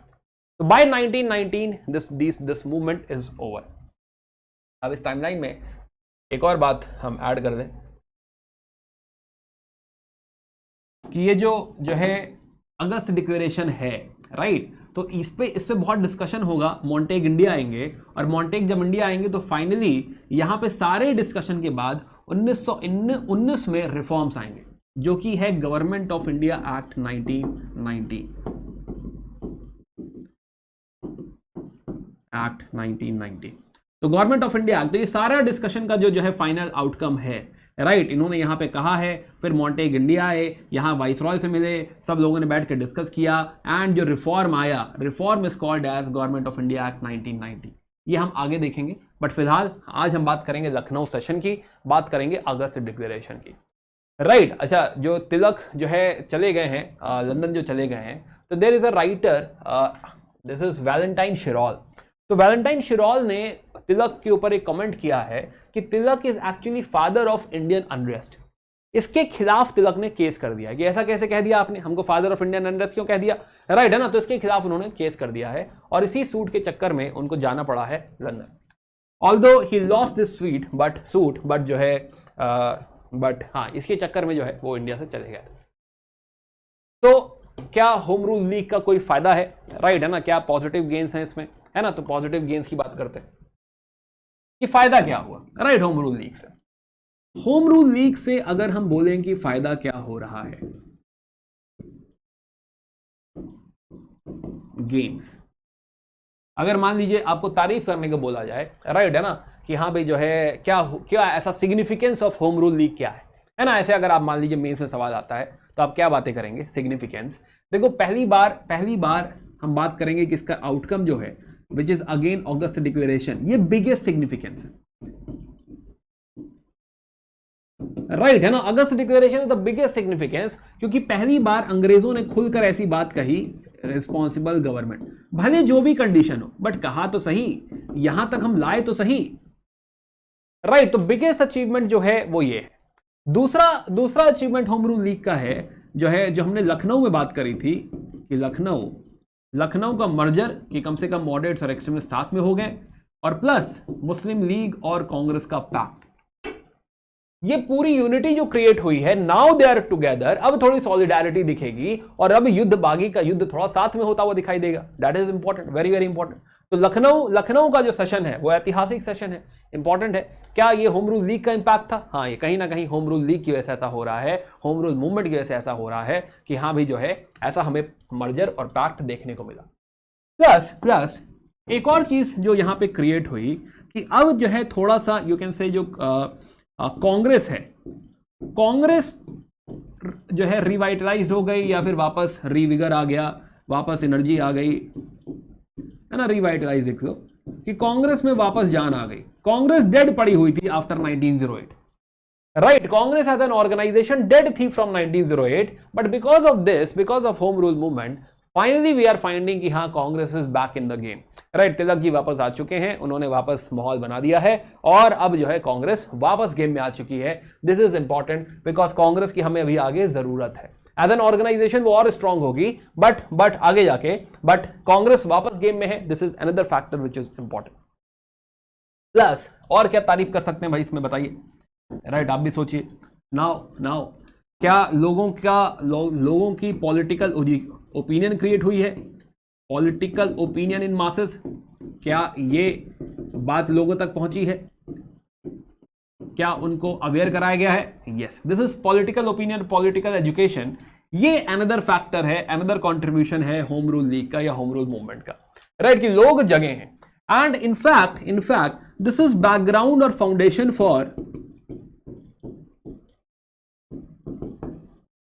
फॉर गांधी जी, कि अभी गांधी जी आएंगे और यहीं से बात चालू करेंगे, राइट, है ना, तो यहीं से बात, गांधी जी यहीं से तार उठा लेंगे, अच्छा हाँ ठीक है, इसी के आगे चलते हैं, है ना, तो in fact he will take up the home rule leagues and all, उनका, है ना, तो होम रूल लीग्स को ही अपने अंडर ले लेंगे, कहेंगे और यहीं से बात चालू करते हैं। तो गांधी जी के लिए अच्छा बैकग्राउंड क्रिएट हो गया, नेक्स्ट मूवमेंट जो है, राइट, 1919 के आगे कहानी जो है वो गांधी जी लीड करेंगे, तो उनके लिए एक अच्छा बैकग्राउंड क्रिएट हो गया, यस। प्लस काफी हद तक अगर हम सोचें तो अब इंडिया इंटीग्रेट हो रहा है, तो इंटीग्रेशन ऑफ इंडिया इंप्रूव हुआ है, अब खाली बड़े शहरों तक बात नहीं रह गई है, राइट, तो इंटीग्रेशन ऑफ इंडिया इंक्रीज हुआ है, यस, और ज्यादा इंटीग्रेटेड फील कर रहे हैं, जो टाउन और कंट्री साइड है वो आपस में बात कर रहे हैं, मिल रहे हैं, आइडियाज फ्लो कर रहे हैं, this is another thing. Plus क्या बहुत सारे लीडर्स ऐड हुए हैं, लीडरशिप में इजाफा हुआ है। पहले हम देख रहे थे यहां तिलक पे बहुत डिपेंडेंसी है, but now we are realising कि in home rule league movement CR Das enter कर रहे हैं, इंपॉर्टेंट रोल प्ले कर रहे हैं, मोहम्मद अली जिन्ना आ चुके हैं, हालांकि जिन्ना का रोल तो आगे चेंज हो जाएगा, बट स्टिल अभी तो देखो बहुत ही पॉजिटिव और सेकुलर रोल है ना, तो इस दौरान तो अभी सही चल रहा है, जिन्ना का रोल काफी पॉजिटिव है इस दशक में, राइट, अगले 10 सालों तक भी हम देखेंगे, 10-12 सालों तक जिन्ना का काफी पॉजिटिव रोल है। तो फिलहाल तो लीडरशिप में जवाहरलाल नेहरू, मोतीलाल नेहरू, जो है तेज बहादुर सप्रू, मदन मोहन मालवीय, ऐसे बड़े बड़े लीडर्स एंटर कर रहे हैं, तो लीडरशिप हमको चाहिए भाई, एक आदमी का गेम नहीं है, राइट, इंडिया का नेशनल मूवमेंट है, ये एक आदमी का गेम नहीं है, we need a lot of leaders, we need youth, we need students, right, क्या ये एक्टिवेशन हो रहा है, ये भी इंपॉर्टेंट है भाई, बहुत जरूरी है। These are the positive games, right, जो कि हमें होम रूल लीग से, होम रूल मूवमेंट से मिल रहे हैं, राइट। तो अगर हम समझें तो एजुकेटेड अलाइड टू मासेस, हम मासेस तक बात पहुंच रही है, इंटीग्रेशन बढ़ रहा है। इनफैक्ट ऐसा भी लिख सकते हो कि हाँ, पहले हम लोग खाली ज्यादा अलाइड की बात करते थे, लेकिन अब मासेस इन्वॉल्व हो रहा है, यस, मासेस इन्वॉल्व हो रहा है, राइट। प्लस मूवमेंट मॉडरेट से दूर निकल चुका है, ऑफकोर्स, टाउन और कंट्री में इंटीग्रेशन हो रहा है, यस, बहुत सारे नेशनलिस्ट जुड़ रहे हैं, यस, गांधी स्टाइल पॉलिटिक्स के लिए हम बढ़ रहे हैं, यस, अगस्त डिक्लेरेशन आ चुका है, यस, कांग्रेस रिवाइव हो गया है, यस, राइट, है ना, तो नेशनल मूवमेंट यहां से और स्ट्रांग होगा, आगे बढ़ेगा, ये पॉजिटिव कंट्रीब्यूशन है होम रूल मूवमेंट का। Sorry, now let's go back to Lucknow session. तो लखनऊ सेशन जो हम लोग पढ़ रहे थे, राइट, कि लखनऊ सेशन एक ऐतिहासिक सेशन है, तो लखनऊ सेशन की थोड़े और डिटेल में जाते हैं, राइट, है ना। पहले बात करते हैं कांग्रेस में एक्सट्रीमिस्ट और मॉडरेट्स के मर्जर की, राइट, तो पहले जो है readmission of extremist to Congress यानी मर्जर, पहले ये डिस्कस करते हैं कि लखनऊ सेशन में क्या हुआ। सुनाओ, तो जैसा हमने कहा कि एसी मजुमदार जिसको लीड कर रहे थे, and now extremist were readmitted to the Congress. Now क्यों हुआ रीएडमिशन, क्यों हुआ, है ना, हमें हमने समझ लिया, डिस्कस कर लिया, बट फिर भी ये जो रीएडमिशन हो रहा है, अगर हम एक बार देखें, पॉइंट आउट करें, तो अब स्पेशली ओल्ड कंट्रोवर्सीज, गोखले और फिरोज शाह मेहता के जाने के बाद अब वो सब बातें मैटर नहीं करती, राइट, तो वो पुराने जो भी दर्द थे अब वो साइडलाइन हो चुके हैं, तो जो है ये किनारे हो जाएगा, अब दोस्ती हो सकती है। देन कांग्रेस को भी रियलाइज हो चुका है, मॉडरेट्स को रियलाइज हो चुका है कि विदाउट एक्सट्रीमिस्ट एक्टिविटी नहीं है, राइट, कांग्रेस बिल्कुल डेड बॉडी पड़ी हुई थी, है ना, तो दैट इज द रीजन कि हाँ भाई एक्सट्रीमिस्ट का आना, वापस आना जरूरी है, यस। प्लस एनी बेसेंट और तिलक पहले भी बहुत हाथ पांव मार चुके थे, बहुत कोशिश कर चुके थे, राइट, ऑल्सो लीग फॉर्म हो चुकी है, कांग्रेस के बिना भी कहानी आगे बढ़ चुकी है, तो कांग्रेस कैसे फेंस पे रहेगा, राइट, तो वेरी वेरी वेरी इंपॉर्टेंट कि हाँ ये यूनिटी करी जाए, राइट। प्लस तिलक ने अपना स्टैंड चेंज कर दिया है, तिलक ने कह दिया है कि अब जो है, अब वो रिफॉर्म के साथ हैं, पॉलिटिकल रिफॉर्म चाहते हैं, सेल्फ गवर्नमेंट चाहते हैं, आज का जो उनका स्वराज है वो आउटसाइड द गवर्नमेंट नहीं है, विद इन द गवर्नमेंट है, और सरकार को ओवरथ्रो नहीं करना चाहते, तो मॉडरेट्स ने कहा ठीक है, गुड, ओके। प्लस कोई वायलेंस वगैरह हम सपोर्ट नहीं करेंगे, जैसे कि तिलक ने पहले नाटू ब्रदर्स वगैरह को सपोर्ट किया था, तिलक के पहले जो है सेडिशन चार्जेस लगे थे, जो है अगेन ड्यूरिंग 1908, राइट, है, वो भी देखा था हमने, तो जो है उनके ऊपर सेडिशन के चार्जेस वगैरह थे, तो उन्होंने कहा अब मैं ऐसा नहीं करूंगा, ऐसा कोई वायलेंस में सपोर्ट नहीं करूंगा, राइट। प्लस हमने बात करी कि फिरोज शाह मेहता और गोपाल कृष्ण गोखले दोनों ही नहीं रहे, तो दैट इज द रीजन कि ये यूनियन यहां पे पॉसिबल है, ये दोस्ती यहां पे पॉसिबल है। तो दूसरी बात करते हैं, कांग्रेस और मुस्लिम लीग में वापस दोस्ती हो रही है, which is called as Lucknow pact, right, Lucknow pact. तो कांग्रेस और मुस्लिम लीग की दोस्ती ये बहुत मेजर इवेंट है, राइट। कांग्रेस में एक्सट्रीमिस्ट और मॉडरेट्स का आना, चलो ठीक है भाई, आ गए, राइट है ना, फिर भी आसान था, ऐसा कोई बहुत मुश्किल नहीं था। बट मुस्लिम लीग का कांग्रेस से जुड़ जाना, राइट, ये थोड़ा समझना पड़ेगा कि ये क्या हो रहा है ना। तो मुस्लिम लीग का कैसे एग्री हुआ, कैसे यहां तक पहुंचे, आइए समझने की बात कोशिश करते हैं। तो नाउ, तो इस पैक्ट में दे बोथ आर एग्रीइंग कि हम लोग कॉमन डिमांड, एक साथ युद्ध करेंगे, एक साथ अंग्रेजों के सामने अपनी डिमांड्स रखेंगे, राइट है ना। तो यहां पे जो है वी विल रियलाइज कि पहले लीग के एटीट्यूड में बदलाव क्यों आया, है ना, कि लीग का एकदम ये हृदय परिवर्तन क्यों हुआ है, right. Let's try understanding this part first. Now तो समझते हैं कि why league came to this pact, Lucknow pact. आप कहेंगे सर ये सवाल क्यों ही बन रहा है, ऐसा क्यों बात हो रही है? क्योंकि हम लोगों ने पीछे बात करी थी कि 1906 में जब मुस्लिम लीग की स्थापना हो रही है तो Muslim League is very much pro British, right है ना, वहां पे सेपरेट इलेक्टोरेट की डिमांड कर रही है मुस्लिम लीग। तो 1909 तक आते आते मुस्लिम लीग काफी तक अंग्रेजों के खेमे में है, राइट, 1909 तक। तो एकदम से 1916 तक आते आते मुस्लिम लीग कांग्रेस से हाथ क्यों मिला रही है, राइट, सवाल उठता है भाई, very important. So now let's understand. तो एक मुद्दा है टर्की का, मैंने कहा था ध्यान रखना, टर्की।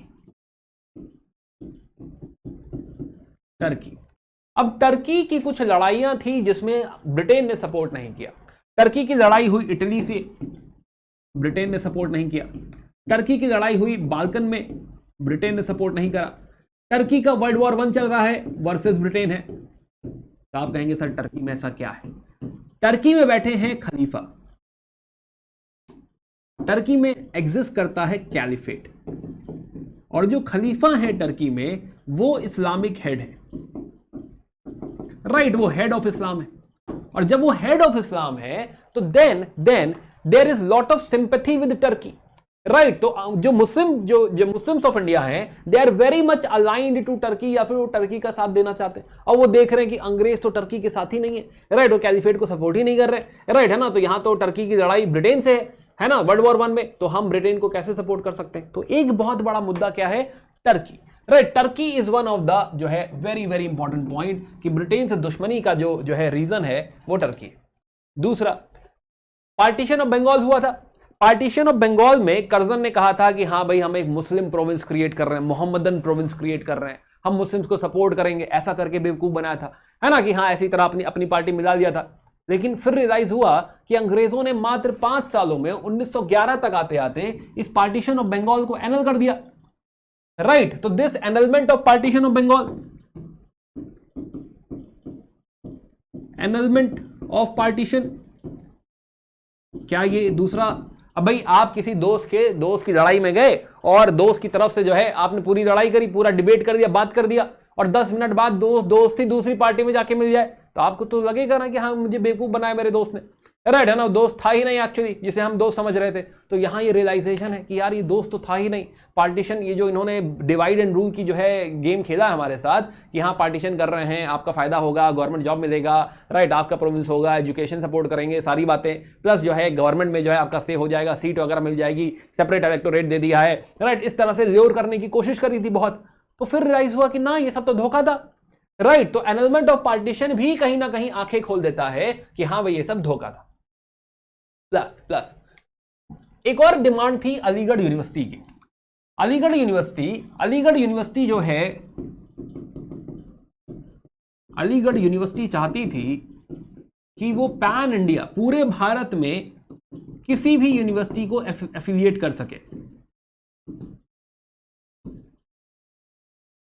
ऑल इंडिया एफिलिएशन चाह रही थी वो, एफिलिएशन। क्या मिला? अंग्रेजों ने मना कर दिया, कहा नहीं आप ऐसा नहीं कर सकते, लिमिटेड टेरिटोरियल एरिया में ही आप किसी कॉलेज को एफिलिएट कर सकते हैं, आप पूरे भारत में किसी भी कॉलेज को एफिलिएट करना चाहें दिस इज नॉट पॉसिबल, इसके लिए मना कर दिया, इसके लिए भी मना कर दिया। Plus another thing which is happening is कि अब जो यंग लीडर्स आ रहे हैं, राइट है ना, कि हाँ अब जो यूथ है, मुस्लिम यूथ भी अब डिसइल्यूजन्ड है, डिसअपॉइंटेड है अंग्रेजों से। क्योंकि देखो कहने की बात है कि धर्म अलग है, ये अलग है, वो अलग है, बट प्रॉब्लम तो देखो सेम ही है, पॉलिटिकल प्रॉब्लम तो सेम ही है, नौकरी नहीं है तो नहीं है, राइट है ना। तो अनएम्प्लॉयमेंट है, पॉवर्टी है, इश्यूज हैं, राइट है ना। कोई ऐसा जो है you can say government job में आप आराम से नहीं जा सकते, प्लस रेशियल ट्रीटमेंट है। तो जो हमारा जो बेसिकली इंडिया का बाकी यूथ फेस कर रहा है, वही मुस्लिम यूथ भी फेस कर रहा है। तो अब क्या है कि यहां पे जो मुस्लिम यूथ है, राइट, वो नेशनलिस्ट साइड ज्यादा है, राइट, वो ये नहीं विश्वास कर रहा कि नहीं, वो ये नहीं चाहता, और या बेसिकली वो इस तरीके से बेवकूफ नहीं बनाया जा सकता कि नहीं नहीं आपको हम कुछ रिफॉर्म दे देंगे, इधर चले आओ, नहीं, ऐसा नहीं है। तो अब वो नेशनलिस्ट इंक्लिनेशन यूथ का, तो मुस्लिम यूथ जो आ रहा है, नई जनरेशन जो आ रही है, मुस्लिम यूथ, उसका नेशनलिस्ट इंक्लिनेशन है। Another important point, right. और जैसे कि इसमें एक बड़ा नाम आता है, जो नई जनरेशन आ रही है, इस एमए जिन्ना। हालांकि यूथ में नहीं दिखना चाहिए ऐसे, लेकिन हाँ फिर भी है ना, जो लीडर्स आ रहे हैं, नए लीडर्स जो आ रहे हैं, न्यू लीडर्स, तो न्यू लीडर्स में एक बड़ा फैक्टर है मोहम्मद एमए जिन्ना, मोहम्मद अली जिन्ना, राइट। तो जिन्ना इज ऑल्सो अ नेशनलिस्ट। तो जिन्ना जो है 1909 के एक्ट के भी खिलाफ थे, ही इज अ नेशनलिस्ट,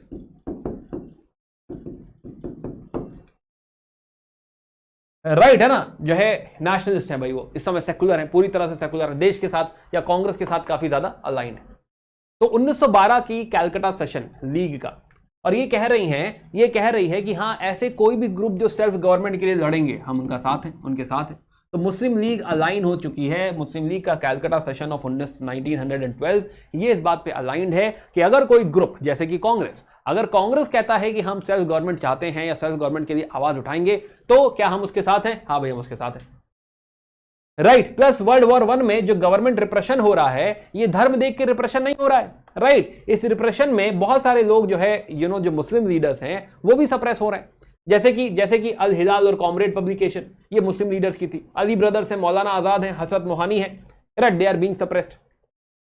तो नाउ तो वर्ल्ड वॉर 1 के दौरान जो सप्रेशन है, सप्रेशन ड्यूरिंग वर्ल्ड वॉर 1, सबका ही सप्रेशन है।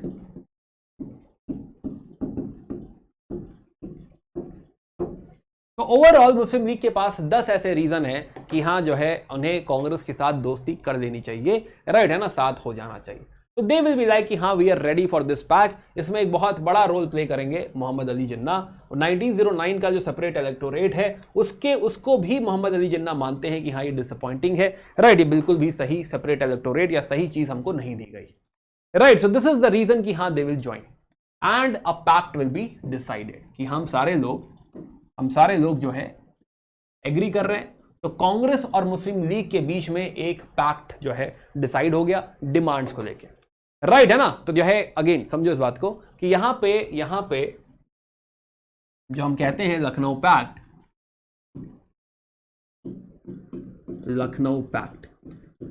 पैक्ट का मतलब हुआ कि कांग्रेस और मुस्लिम लीग, इनके बीच में क्या हो रहा है, इनके बीच में पैक्ट साइन हो रहा है कि हाँ हम अब लोग साथ में। अब इस पैक्ट में क्या क्या लिखा हुआ है? पैक्ट में लिखा हुआ है कि Muslim League will agree to the common demands, या दोनों लोगों की कॉमन डिमांड्स होंगी, राइट, कि हाँ जो है दोनों लोगों की एक अपनी कॉमन डिमांड होगी, कॉमन डिमांड जो कि नेशनलिस्ट लाइंस पे होंगी, यस, कॉमन डिमांड। प्लस इसमें एक बहुत बड़ी शर्त यह भी है कि 1909 का जो एक्ट था उसने सेपरेट इलेक्टोरेट्स की बात कही थी कि हाँ कुछ ऐसी कॉन्स्टिट्यूएंसीज होंगी जिसमें मुस्लिम्स ही वोट देंगे और मुस्लिम्स ही कैंडिडेट बनेंगे, राइट। कांग्रेस ने कहा कि ठीक है, हम आपके सेपरेट इलेक्टोरेट को एक्सेप्ट करते हैं। सेपरेट इलेक्टोरेट, कांग्रेस ने कहा कि हाँ ये एक्सेप्टेड है, राइट, इसमें हमें कोई जो है यू कैन से शिकायत नहीं है, इट इज ओके, राइट। तो separate electorate is fine, we will continue with this. और हमारी एक कॉमन डिमांड है, कॉमन डिमांड समझते हैं। तो they are talking about some joint demands, है ना, कॉमन डिमांड्स, जॉइंट डिमांड्स, कि हाँ हम दोनों ही पार्टी मिलकर क्या सेल्फ गवर्नमेंट की डिमांड करेंगे, बिल्कुल सही, राइट। प्लस हम डिमांड करेंगे कि जो असेंबलीज हैं, legislative assembly, executive assembly, specially अभी बात हो रही है कि जो लेजिस्लेचर है, लेजिस्लेचर में, असेंबलीज में, पार्लियामेंट में इलेक्टेड मेजॉरिटी होनी चाहिए। क्या डिमांड करी कि हाँ भाई पार्लियामेंट जो है, पार्लियामेंट में इलेक्टेड मेजॉरिटी होनी चाहिए, यानी कि दे वांट कि हाँ जो वाइसरॉय की जो लेजिस्लेटिव काउंसिल है उसमें क्या हो जाए, उसमें इलेक्टेड मेजॉरिटी हो जाए। This is something they are asking for. Plus ऐसा भी नहीं कि हाँ खाली वहां जाके चाय समोसा खाना है, पावर भी बढ़ाओ भाई, बजट में कुछ कहने का हक हो, राइट, कोई रेजोल्यूशन पास करने का हक हो, अगर कोई एग्जीक्यूटिव कुछ गलत करे तो उस पर सवाल उठाने का हक हो, सवाल का कोई जवाब दे तो उस पर सवाल पूछने का हक हो। तो इस तरह के सारे हक जो है यहां पे चाहिए। तो इलेक्टेड मेजॉरिटी चाहिए लेजिस्लेचर में, प्लस प्लस पावर भी चाहिए, राइट। ऐसा भी नहीं कि हाँ टूथलेस बिठा दिया है खाली इलेक्टेड मेजॉरिटी कि इलेक्शन लेके आ गए हैं और बैठे हैं खाली चाय पी रहे हैं, राइट, ऐसा भी नहीं होना चाहिए। तो यहां पे क्या हम मिलकर ये डिमांड करेंगे, यस। प्लस लेजिस्लेचर कम से कम 5 साल के लिए इलेक्ट होना चाहिए। ये नहीं कि अभी कोई नया नया पहुंचा था और 1 साल में बोला कि नहीं भाई दोबारा इलेक्शन होगा, आप जाइए घर जाइए, राइट। तो कम से कम 5 साल, जैसे आज हमारी लोकसभा 5 साल का टर्म है, बिल्कुल वैसे ही डिसाइड हुआ कि लेजिस्लेचर कम से कम 5 साल के लिए होना चाहिए। प्लस एक और पॉइंट रखा गया कि जो सेक्रेटरी ऑफ स्टेट है, तो लेट्स अंडरस्टैंड दिस। तो अभी जो सिस्टम था, लास्ट एक्ट जो था 1909, तो उसके हिसाब से हमें पता है कि सेक्रेटरी ऑफ स्टेट है, सेक्रेटरी ऑफ स्टेट की कोई काउंसिल भी है, प्लस वो कोऑर्डिनेट करता है गवर्नर जनरल से या फिर वाइसरॉय से, वाइसरॉय की एक लेजिस्लेटिव काउंसिल है और एक एग्जीक्यूटिव काउंसिल है। ऐसा हम लोग पीछे पढ़ चुके हैं, ऐसा है ना। तो यहां पे कांग्रेस और मुस्लिम लीग डिमांड कर रहे हैं कि भाई ये लेजिस्लेचर एक्सपेंशन होना चाहिए, ज्यादा सीटें होनी चाहिए, इलेक्टेड मेजॉरिटी होनी चाहिए और पावर में इजाफा हो। क्या इजाफा होगा देखेंगे आगे, बट पावर में इजाफा हो, this is something they demanded, right. तो एक्सपेंशन, इलेक्टेड मेजॉरिटी और पावर में इजाफा। प्लस इन्होंने कहा कि हाँ भाई सेल्फ गवर्नमेंट कहने का मतलब यही है सेल्फ गवर्नमेंट, कि हाँ जो है हमें लेजिस्लेचर में बैठने का मौका मिले, इलेक्टेड मेजॉरिटी मिले और एग्जीक्यूटिव के ऊपर थोड़ा बहुत हमारा कंट्रोल हो। This is something they want. Now another thing they are saying कि जो सेक्रेटरी ऑफ स्टेट है, राइट, उसकी सैलरीज जो है ब्रिटिश ट्रेजरी से पे होनी चाहिए। हम क्यों पे करें, तुम्हारा आदमी है तुम पे करो, right. So he should be paid by British,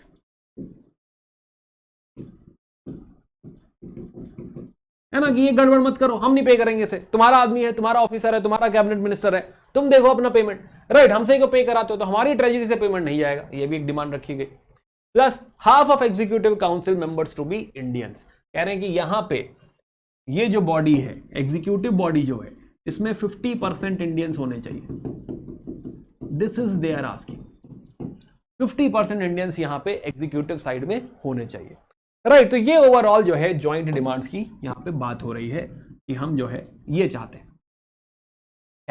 खैर तो ज्वाइंट डिमांड्स प्लस अब अगर थोड़ा सा इसको इवैल्यूएट करें कि जो डिमांड हो रही है, राइट, है ना, ये किस तरह की डिमांड है, इसका थोड़ा क्रिटिकली इवैल्यूएशन जो है डिस्कस करते हैं। तो क्रिटिकली अगर इसी को इवैल्यूएट करें तो जो है यहाँ पे कुछ बातें हम देखें कि जब रिस्पॉन्सिबल गवर्नमेंट आएगी, राइट, है ना, वॉर के बाद जब कॉन्स्टिट्यूशनल रिफॉर्म आएंगे, जैसे कि 1919 के रिफॉर्म की हम बात कर रहे हैं, तो जब ये रिफॉर्म आएंगे तब जो है हम कह रहे हैं कि half of the executive legislature द्वारा भेजी जाएगी, इंडियंस होंगे, राइट। बट ये जो एग्जीक्यूटिव है ये लेजिस्लेचर द्वारा भेजा तो गया है बट उसको अकाउंटेबल नहीं है। कहने का मतलब कि भाई ये जो 50% हम कह रहे हैं ये लेजिस्लेचर सेंड करेगा, यही लोग सेंड करेंगे कि आपको बनना चाहिए 50%, राइट। लेकिन ये लोग इसको कंट्रोल कर सकते हैं, सरकार गिरा सकते हैं, समथिंग ऐसा कुछ कर सकते हैं, ऐसा कुछ नहीं कर सकते। ये चीज यहां पे एग्जिस्ट नहीं करती। तो उनका एग्जीक्यूटिव पे कोई कंट्रोल है, सच एग्जीक्यूटिव पे इस तरह का कोई कंट्रोल नहीं है, कोई अकाउंटेबिलिटी नहीं है। खाली ये हो सकता है कि कल को अगर कोई बिल / बजट एग्जीक्यूटिव चाहे कि पास हो जाए, हम ऐसा करना चाहते हैं, एग्जीक्यूट करना चाहते हैं, और लेजिस्लेचर कहेगा नो नो नो नहीं करेंगे, ये कहेगा यस, ऐसा कोई डेडलॉक पॉसिबल है। तो इसी तरह का इनडायरेक्ट कंट्रोल किया जा सकता है, कोई डायरेक्ट कंट्रोल ऐसा एग्जिस्ट नहीं करता, राइट, है ना, कि हम सरकार गिरा देंगे, भगा देंगे, ऐसा जो है यहां पे नहीं हो सकता। तो सिर्फ डेडलॉक की पॉसिबिलिटी है और कोई पॉसिबिलिटी जो है एज सच नहीं है। तो रियल पावर है, बहुत स्ट्रांग पावर है, स्ट्रांग पावर तो नहीं है। सेकेंड देन जो है तो ओवरऑल अगर हम देखें तो मॉर्ले मिंटो रिफॉर्म में ही इन्होंने और ऐड करा है कि पार्लियामेंट्री रिफॉर्म में जो बातें कही गई थी उसी बात को थोड़ा सा और एक्सपैंड किया है कि ये बातें अगर फिक्स हो जाएं, सही हो जाएं तो बढ़िया हो जाएगा, राइट। तो उसी का एक्सपेंशन है। Plus Congress and Muslim League presented a united front as separate जो है पॉलिटिकल एंटिटीज। तो यहां पे हमने देखा कि भाई ये यूनाइटेड तो हैं, राइट, अच्छी बात है यूनाइटेड है, बट फिर भी दोनों का थॉट प्रोसेस फिलॉसफी थोड़ा सा डिफरेंट है, राइट, है ना। ये जो है हम थोड़ा सा नोटिस करेंगे कि हाँ भाई दो ऐसी बॉडी आई हैं साथ में जिसमें जो अलाइनमेंट है थोड़ा सा आर्टिफिशियल सा हमको दिख रहा है, क्योंकि सेपरेट इलेक्टोरेट अभी भी कंटिन्यू हो रहा है, राइट, है ना। तो जो है ये थोड़ा सा जो है हमें दिख रहा है कि सेपरेट इलेक्टोरेट क्यों कंटिन्यू हो गया। कांग्रेस ने ये क्यों नहीं कहा कि सेपरेट इलेक्टोरेट हम नहीं मानते, है ना, इसको ज्वाइंट इलेक्टोरेट कर लेते हैं, आप रिजर्वेशन ले लीजिए, ज्वाइंट इलेक्टोरेट ले लीजिए, ज्यादा सीटें ले लीजिए, लेकिन मुस्लिम कैंडिडेट अगर कोई है तो उस पर वोट करने का हक हिंदू को भी होना चाहिए। इसे कहते हैं ज्वाइंट इलेक्टोरेट। सेपरेट इलेक्टोरेट क्या होता है, कैंडिडेट भी मुस्लिम है, वोट भी मुस्लिम ही करेगा। ज्वाइंट इलेक्टोरेट क्या होता है कि कैंडिडेट मुस्लिम है, मुस्लिम ही बनेगा, है ना, कि वहां से जो इलेक्ट होगा मुस्लिम ही होगा, लेकिन उसको चूज करने का हक हिंदू को भी होना चाहिए या बाकी कम्युनिटीज को भी होना चाहिए, सबको होना चाहिए, राइट। तो ये ज्वाइंट इलेक्टोरेट की बात नहीं हुई है, दिस इज समथिंग जो है मिसिंग है भाई, है ना, ये तो होना चाहिए था, लेकिन कांग्रेस ने यहां पर ये स्टैंड नहीं दिया। कांग्रेस ने कहा कि आपका सेपरेट इलेक्टोरेट हमको मंजूर है। अब ये जो यहां पे नेगोशिएशन कांग्रेस ने नहीं किया जब मौका था, ये भारी पड़ेगा आगे, और यही कहीं जाके टू नेशन थ्योरी और फिर पार्टीशन, है ना, यही धीरे धीरे कहानी बिल्डअप होगी और हम बढ़ेंगे आगे पार्टीशन की तरफ। तो ये एक गलती थी यहां पे, यस, ये एक जो है यहां पे गलती थी। तो सेपरेट इलेक्टोरेट और minority fears, this is something जो हैंडल करने चाहिए थे, ये यहां पे हैंडल नहीं हो पाए, राइट, है ना। कि हाँ जो है यहां पे एक और बात कि पार्टी तो मिल गई है, राइट, बट कम्युनल राइट हो रहे हैं, तो क्या ही फायदा है कि हाँ पॉलिटिकल लीडर्स हाथ मिला लिए हैं, साथ में पोहा खा रहे हैं, राइट, और जनता आपस में लड़ रही है, तो क्या ही फायदा हुआ। तो सेपरेट इलेक्टोरेट आपने एक्सेप्ट कर लिया, स्टिल मासेस को अलाइन करने की कोशिश नहीं करी, हिंदू मुस्लिम यूनिटी पे वर्क आपने नहीं किया, कम्युनल टेंशन को हटाने की कोशिश नहीं करी, this is something also a big failure, right, है ना। कि हाँ भाई जब आप लोग साथ में आ गए थे, दोनों पार्टी जब साथ में आ गई थी और इतना ऐतिहासिक काम कर लिया था, राइट, बड़ी उपलब्धि थी भाई, नो डाउट, कि इतना अलग होने के बाद अगर ये ज्वाइंट बात होने लग गई है, ज्वाइंट डिमांड्स वगैरह आ रही है, तो ज्वाइंट डिमांड लोगों की साइड भी तो ऑपरेट करते, राइट, दोनों को मासेस को भी तो मिला देते, ये मैसेज भी तो लोगों तक पहुंचा देते। क्या ये हुआ? ये नहीं हुआ, राइट, है ना। ये एक जो है बड़ी प्रॉब्लम थी, तो ये करना चाहिए था जो यहाँ पे जो है पैक्ट होने के बाद भी जो नहीं हो पाया। Okay, government response and Montagu declaration. तो government aimed to appease nationalist by expressing intent to grant self government, कम से कम ये आ गया है। तो हाँ, ये अभी हम समझेंगे कि क्या इन्होंने कहा।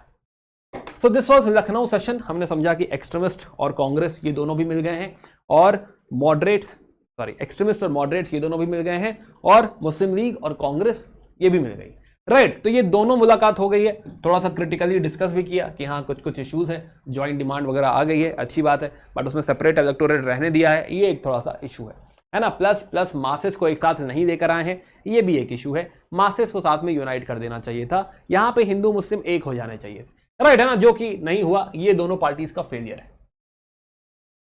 अब वापस जाते हैं कि फाइनली वो अगस्त डिक्लेरेशन, मॉन्टेग जो खड़े हुए जो है हाउस ऑफ कॉमन्स में, है ना, तो हाउस ऑफ कॉमन्स में खड़े हुए, फिर उन्होंने कहा कि हाँ भाई रुको, है ना, कोई स्टेटमेंट हमको देना है। तो हमारे सेक्रेटरी ऑफ स्टेट उस समय मॉन्टेग है, तो मॉन्टेग ने जो है हाउस ऑफ कॉमन्स में एक स्टेटमेंट दिया। इन्होंने कहा कि what we need is finally increasing association of Indians in every branch of administration, कि हाँ हमें इंडियंस को लेकर आना है। By the way Montagu is also a positive character like Ripon, right, ये वाकई चाहते थे कि हाँ इंडिया में रिफॉर्म हो, काफी चीजें फिक्स हो, राइट, है ना। इनफैक्ट वो चाहते थे कि कोई इंडियन जो है सेक्रेटरी ऑफ स्टेट बना दो, मैं उसको रिपोर्ट करूंगा, इस लेवल तक ये एग्री कर रहे हैं, राइट, है ना, कि हाँ जो है मैं रिपोर्ट करूंगा, कोई बात नहीं, हिस्टोरिकल बात है, बहुत बड़ी बात है कि हाँ जो है सेक्रेटरी ऑफ स्टेट खुद कह रहा है कि मैं स्टेप डाउन कर जाऊंगा, मैं डेप्यूटी सेक्रेटरी बन जाऊंगा। बट अगर आप सत्येंद्र प्रसन्ना सिन्हा, है ना, सत्येंद्र प्रसन्ना सिन्हा या एसपी सिन्हा को अगर सेक्रेटरी ऑफ स्टेट बना दिया जाए, तो ही इज द पर्सन जो सेक्रेटरी ऑफ स्टेट अगर बन गए, एक इंडियन अगर सेक्रेटरी ऑफ स्टेट बन गया, तो फिर वाकई फील आ जाएगा, रिस्पॉन्सिबल गवर्नमेंट का फील आ जाएगा। तो उनके काफी पॉजिटिव एटीट्यूड था जो है रिफॉर्म को लेके, राइट है ना। लेकिन क्या है कि हाँ खाली इनके पॉजिटिव होने से नहीं होता, जब हम कॉलोनी है, इंडिया को एक्सप्लॉइट ही करना है अपनी इकोनॉमी के लिए, राइट है ना, हमसे फायदा ही उठाना है, तो ऐसी पॉजिटिव थॉट्स बहुत मैटर करती नहीं। फिलहाल यहां पे अगर देखो तो एक बार स्टेटमेंट समझते हैं कि क्या कह रहे हैं। ये स्टेटमेंट दे रहे हैं कि increasing association of Indians in every branch of administration, कि इंडियंस को और लेकर आना है, तो इंडियंस का एसोसिएशन बढ़ाना है। यस, हमको अच्छा लगा, चलिए बहुत बढ़िया बात। दूसरा, gradual development of self governing institutions, ये कह रहे हैं कि हाँ भाई self governing institutions, okay, self governing institutions ये बढ़ाएंगे, राइट। इससे क्या होगा, सेल्फ गवर्निंग इंस्टीट्यूशंस बढ़ाएंगे, जैसे कि may be municipality, may be जो है कोई लोकल बॉडी, और उसमें क्या होगा, हम इंडियंस जब उसमें इंप्लॉय होंगे तो क्या होगा कि हम उसमें ट्रेन हो जाएंगे, है ना, हमारी ट्रेनिंग हो जाएगी, हम सीखेंगे बात को। हमने कहा ठीक है चलो और बताइए सर। इन्होंने कहा कि जो है with a view to the progressive realisation,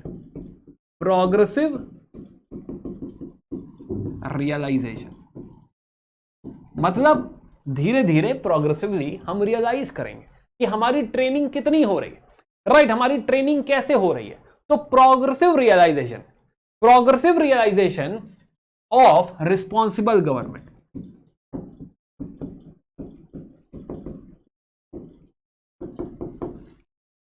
responsible government दिया, लेकिन उसके साथ साथ घुमा फिरा के बहुत सारी बातें भी कह दी, प्लस एक और बात कह दी कि integral part of the British empire, तो responsible government in India as an integral part of the British empire. तो उन्होंने एक स्टेटमेंट, एक पॉइंट ये भी कह दिया, एक और कीवर्ड है integral part of British empire. अब जरा इस पे फोकस करते हैं, क्या क्या कह दिया इन्होंने, ओके, समझते हैं इस बात को। एक स्टेटमेंट इन्होंने दिया कि integral part of the British empire, कहने का मतलब कि इंडिया जो है वो ब्रिटिश एम्पायर का ही पार्ट रहेगी। अगर किसी के दिमाग में कुछ ऐसा है कि फ्रीडम हो रहा है, तो ऐसा कुछ फ्रीडम आजादी नहीं हो रही। हम सिर्फ सेल्फ गवर्नमेंट की बात कर रहे हैं, हम सिर्फ रिस्पॉन्सिबल गवर्नमेंट की बात कर रहे हैं। नाउ ये रिस्पॉन्सिबिलिटी कितनी है, रिस्पॉन्सिबिलिटी कि वाइसरॉय की लेजिस्लेचर में कितने इंडियंस होंगे, राइट, हो सकता है एक ही, हो सकता है दो हो सकता है चार हो, 10 हो, 20 हो, या 30% हो, 40% हो, 50% हो, 100% हो, we don't know, right. Similarly executive में कितने इंडियंस होंगे, 5%, 10%, 20%, I don't know, right. But हाँ इंडियंस होंगे, राइट, धीरे धीरे होंगे, इंडियंस होंगे, और कुछ कुछ उनको पावर दी जाएगी। रिस्पॉन्सिबल गवर्नमेंट हमको देंगे, रिस्पॉन्सिबिलिटी देंगे, और धीरे धीरे देंगे। कैसे देंगे, प्रोग्रेसिव रियलाइजेशन, राइट, कि प्रोग्रेसिव रियलाइजेशन, जैसा जैसा हमको लगेगा कि ये जो है ट्रेन हो रहे हैं इन सेल्फ गवर्निंग इंस्टीट्यूशंस जो हमने क्रिएट करे हैं, जो भी थोड़ी बहुत हमने पावर दी है, राइट, उसमें वो ट्रेन हो रहे हैं, और जब हम देखेंगे ट्रेन हो गए तो थोड़ा और कर देंगे, हम देखेंगे ट्रेन हो गए थोड़ा और दे देंगे। तो सारी पावर एक साथ नहीं दे देंगे, धीरे धीरे धीरे आपकी ट्रेनिंग के हिसाब से, जैसे जैसे इंडियंस ट्रेन होते जाएंगे in self government, politically train होते रहेंगे, राइट, जब लगेगा कि हाँ ये रिस्पॉन्सिबिलिटीज टेकअप कर सकते हैं तो हम उनको और पावर देंगे।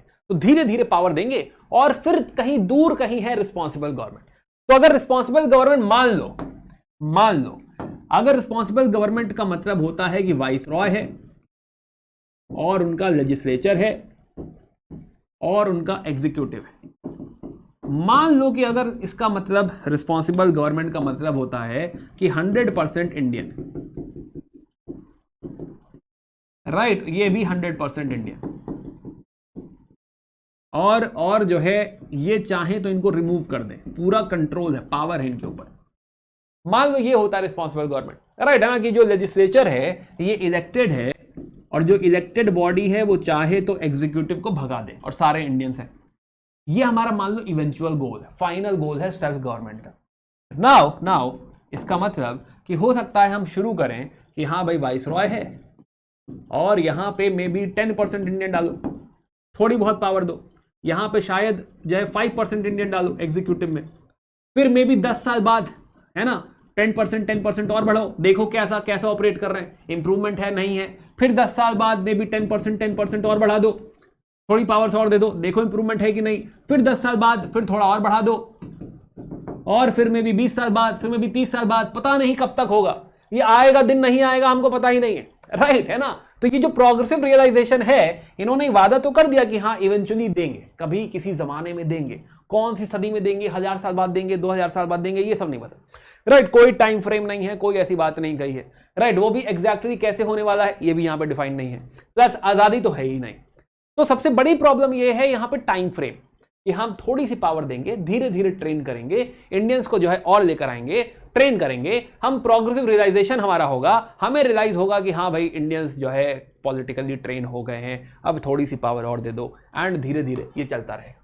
ये कुछ ऐसा मीन कर रहे हैं, राइट, है ना। अब ये बहुत छोटा सा स्टेटमेंट है, अब कोई इसके बाद हो सकता है सही में हमको दे ही दे कि हाँ जो है आज ही दे दो, राइट, है ना। अब ये तो जो देंगे उस पर डिपेंड करेगा, वो देंगे 1919 का एक्ट, तो 1919 का एक्ट पढ़ेंगे तब हमें इसका रिजल्ट पता चलेगा। बट आज अगस्त में इन्होंने ऐसी बात कह दी है, अगस्त 1917 में ऐसा कुछ स्टेटमेंट दे दिया है जिसकी वजह से हमने देखा कि होम रूल लीग जो है साइड लाइन हो गया। चलिए खैर तो नाउ तो मॉन्टेग के स्टेटमेंट के कुछ इंडिकेशंस हैं, जैसे हमने कुछ इंडिकेशंस की बात करी, बट इंडिकेशंस कुछ समझते हैं जरा कि हाँ ये छोटी सी बात कितना बड़ा जो है इम्पैक्ट है इसका। तो इम्प्लीकेशन अगर हम समझें तो एक तो बड़ा परिवर्तन आया है उनकी पॉलिसीज में, पॉलिसी शिफ्ट है कि भाई इंक्रीजिंग इंडियन पार्टिसिपेशन, कि इंडियंस चाहिए, लेकर आना है तो बढ़ाना ही पड़ेगा, यहां से ग्रोथ ही होगी भले कितना स्लो हो। सेकेंड, सेल्फ गवर्निंग इंस्टीट्यूशंस आएंगे, चाहे वो मे बी लोकल लेवल पे, चाहे प्रोविंशियल लेवल पे, चाहे सेंट्रल लेवल पे, कुछ तो सेल्फ गवर्निंग इंस्टीट्यूशंस आने वाले। तो एक तो ये बड़ा पॉलिसी में शिफ्ट दिख रहा है। प्लस अब जो है अब सेल्फ गवर्नमेंट की डिमांड सेडिशियस नहीं रह गई। अब तक क्या था कि अगर मैं और आप सेल्फ गवर्नमेंट मांगने लगे अंग्रेजों से तो हमारे ऊपर देशद्रोह सेडिशन का जो है चार्ज लग जाएगा, राइट, है ना, कि हाँ ये जो है देश के खिलाफ या सरकार के खिलाफ बात कर रहा है। अब ऐसा नहीं है, क्योंकि सरकार ने कहा कि सेल्फ गवर्नमेंट तो हम देंगे ही देंगे, राइट, भले 1000 साल बाद देंगे, मत देंगे, राइट, तो कम से कम अब ये सेडिशन नहीं रह गया। प्लस रिस्पॉन्सिबल गवर्नमेंट की बात कही है, यानी कहीं कहीं ना ऐसा मान रहे हैं वो कि जो रूलर है, जो रूलिंग पार्टी है, जिसके पास पावर है, उस पर अकाउंटेबिलिटी भी होनी चाहिए, राइट, है ना, अकाउंटेबिलिटी होनी चाहिए। प्लस जो है इंडियन मेजॉरिटी, क्या पावर यहां पे इंडियन मेजॉरिटी के हाथ रखेगी, ये तो काफी मुश्किल लग रहा है। Power not handed to elected Indian legislatures, ऐसा नहीं होने वाला। प्लस एक टर्म आएगा दयारकी, अभी एक्सप्लेन नहीं कर रहा, इसे समझ लो कि हाँ कुछ है अभी दयारकी, है ना, कि दयारकी का एक नया कॉन्सेप्ट हमको देखने को मिलेगा। जब 1919 समझेंगे तो डिटेल में समझेंगे, है ना, अभी इसे हवा में समझाने का कोई मतलब नहीं है, तो डिटेल में बात करेंगे व्हाट इज दयारकी। बट क्या यहीं से दयारकी निकल रही है, यहीं से दयारकी निकलेगी। प्लस एक्सपेंशन होगा, असेंबली का एक्सपेंशन होगा, यस। प्लस जो है दयारकी में हम देखेंगे कि कंट्रोल जो है लिमिटेड कंट्रोल है हमारे पास, बहुत पावर नहीं है। तो दयारकी वाला इसका एक्चुअल इंप्लीमेंटेशन जब हम समझेंगे तब हमारा ये डिस्कशन कंप्लीट होगा, जिस दिन मैं आपको 1919 का एक्ट पढ़ाऊंगा। खैर हमारा ऑब्जेक्शन क्या है भाई, इंडियंस का ऑब्जेक्शन, पहला हमने ऑब्जेक्शन क्या रखा भाई, समय तो बताओ कितना टाइम लोगे, 1000 साल लोगे क्या, तो time frame is the first जो है थिंग। दूसरी प्रॉब्लम क्या है कि ये जो रिस्पॉन्सिबिलिटी है जो तुम रियलाइज कर रहे हो, अकेले रियलाइज करोगे क्या, हमसे भी तो पूछ लो, राइट, इंडियन से कौन पूछेगा। तो गवर्नमेंट अकेले डिसाइड कर रही है कि हम ट्रेन हो गए नहीं ट्रेन हो गए, ये कौन सी बात है, राइट, है ना। अगर आपको डिसाइड करना है कि हम ट्रेन हो गए कि नहीं, मिलकर डिसाइड करते हैं, राइट, हमसे पूछो, कमिटी बनाओ, हमको बिठाओ, करेंगे बात इस पे। तो ये दो हमारे मेजर यहाँ पे एप्रीहेंशन है। तो this was the whole chapter, हमने एक्सट्रीमिस्ट एरा भी फिनिश कर दिया है और अब हम लोग एंटर करने वाले हैं गांधीयन एरा में, राइट, है ना। तो खैर अब यहाँ से जो है जंग और तूल पकड़ने वाली है, अब थोड़ा जो है एग्रेशन और बढ़ेगा, राइट, आफ्टर दिस। खैर तो कुछ PYQs देखते हैं। तो जो है मेंस में सवाल पूछा था 93 में कि Lucknow pact of 1916 was signed without regard for its consequences, right, है ना, कि इसके कॉन्सिक्वेंसेज हैं भाई। 1916 में आपने साइन तो कर लिया है, लेकिन इशू है कि हमने डिस्कस किया है ये, राइट, है ना, यही सवाल है भाई। अब इसमें कहानी और आगे बढ़ेगी जब आप कम्युनलिज्म सीख लेंगे, है ना, ऐसे तो पार्टीशन तक सीख लेंगे तो और बातें इसमें ऐड करी जा सकती हैं, बट आज भी हमने काफी फॉर्डर यहाँ पे निकाल दिया है। Explain the part played by the any based in the home rule movement, 94 का सवाल है। प्लस एक गदर पार्टी जो है शायद लास्ट चैप्टर में उन्होंने नहीं टेकअप किया था, तो short note on Ghadar Party ये भी पूछा हुआ था, है ना। Try writing these answers. थोड़ा जो है सवाल देखते हैं प्रीलिम्स के। तो मॉन्टेग चेम्सफोर्ड रिफॉर्म, है ना, जो 1919 का रिफॉर्म है वो किस चीज से रिलेटेड है, ऐसा सवाल। दूसरा सवाल है कि हाँ what is the correct sequence, आपको बताना है तिलक होम रूल लीग, कोमागाता मारू इंसिडेंट और महात्मा गांधी कब अराइवल हो रहा है, राइट। अब ये नहीं पढ़ा हुआ है बट स्टिल जो है ऐसी कोई बहुत जो है रॉकेट साइंस वाली बात नहीं है, राइट, कर सकते हो आप, आंसर कर सकते हो। Third, Annie Besant was very very important question, try answering this. Responsible for starting the home rule movement, founder of theosophical society, once the president of the Indian National Congress. चलिए ओके, सो जो है this was all in this chapter. बाकी हम लोग मिलते हैं in the next video, right. बाकी जो है एंशिएंट इंडिया की जो क्लासेस हैं, राइट है ना, वो भी आप मिस मत करिए प्लीज़। मेहनत करिए, पढ़ाई करिए, और एग्जाम अब बहुत ज़्यादा दूर तो नहीं रह रहा है, राइट है ना। जी जान लगा के थोड़ा लगे रहिए, है ना, जो है आई एम वेरी श्योर कि आप लोग सक्सीड करेंगे। बाकी मिलते हैं in the next class. Please do let me no in the comment section, attendance mark करो, राइट। आए थे, पढ़ाई करी, नोट्स बनाए, समथिंग जैसा भी चल रहा है, please do let me know. बाकी मिलते हैं, bye, take care, good day.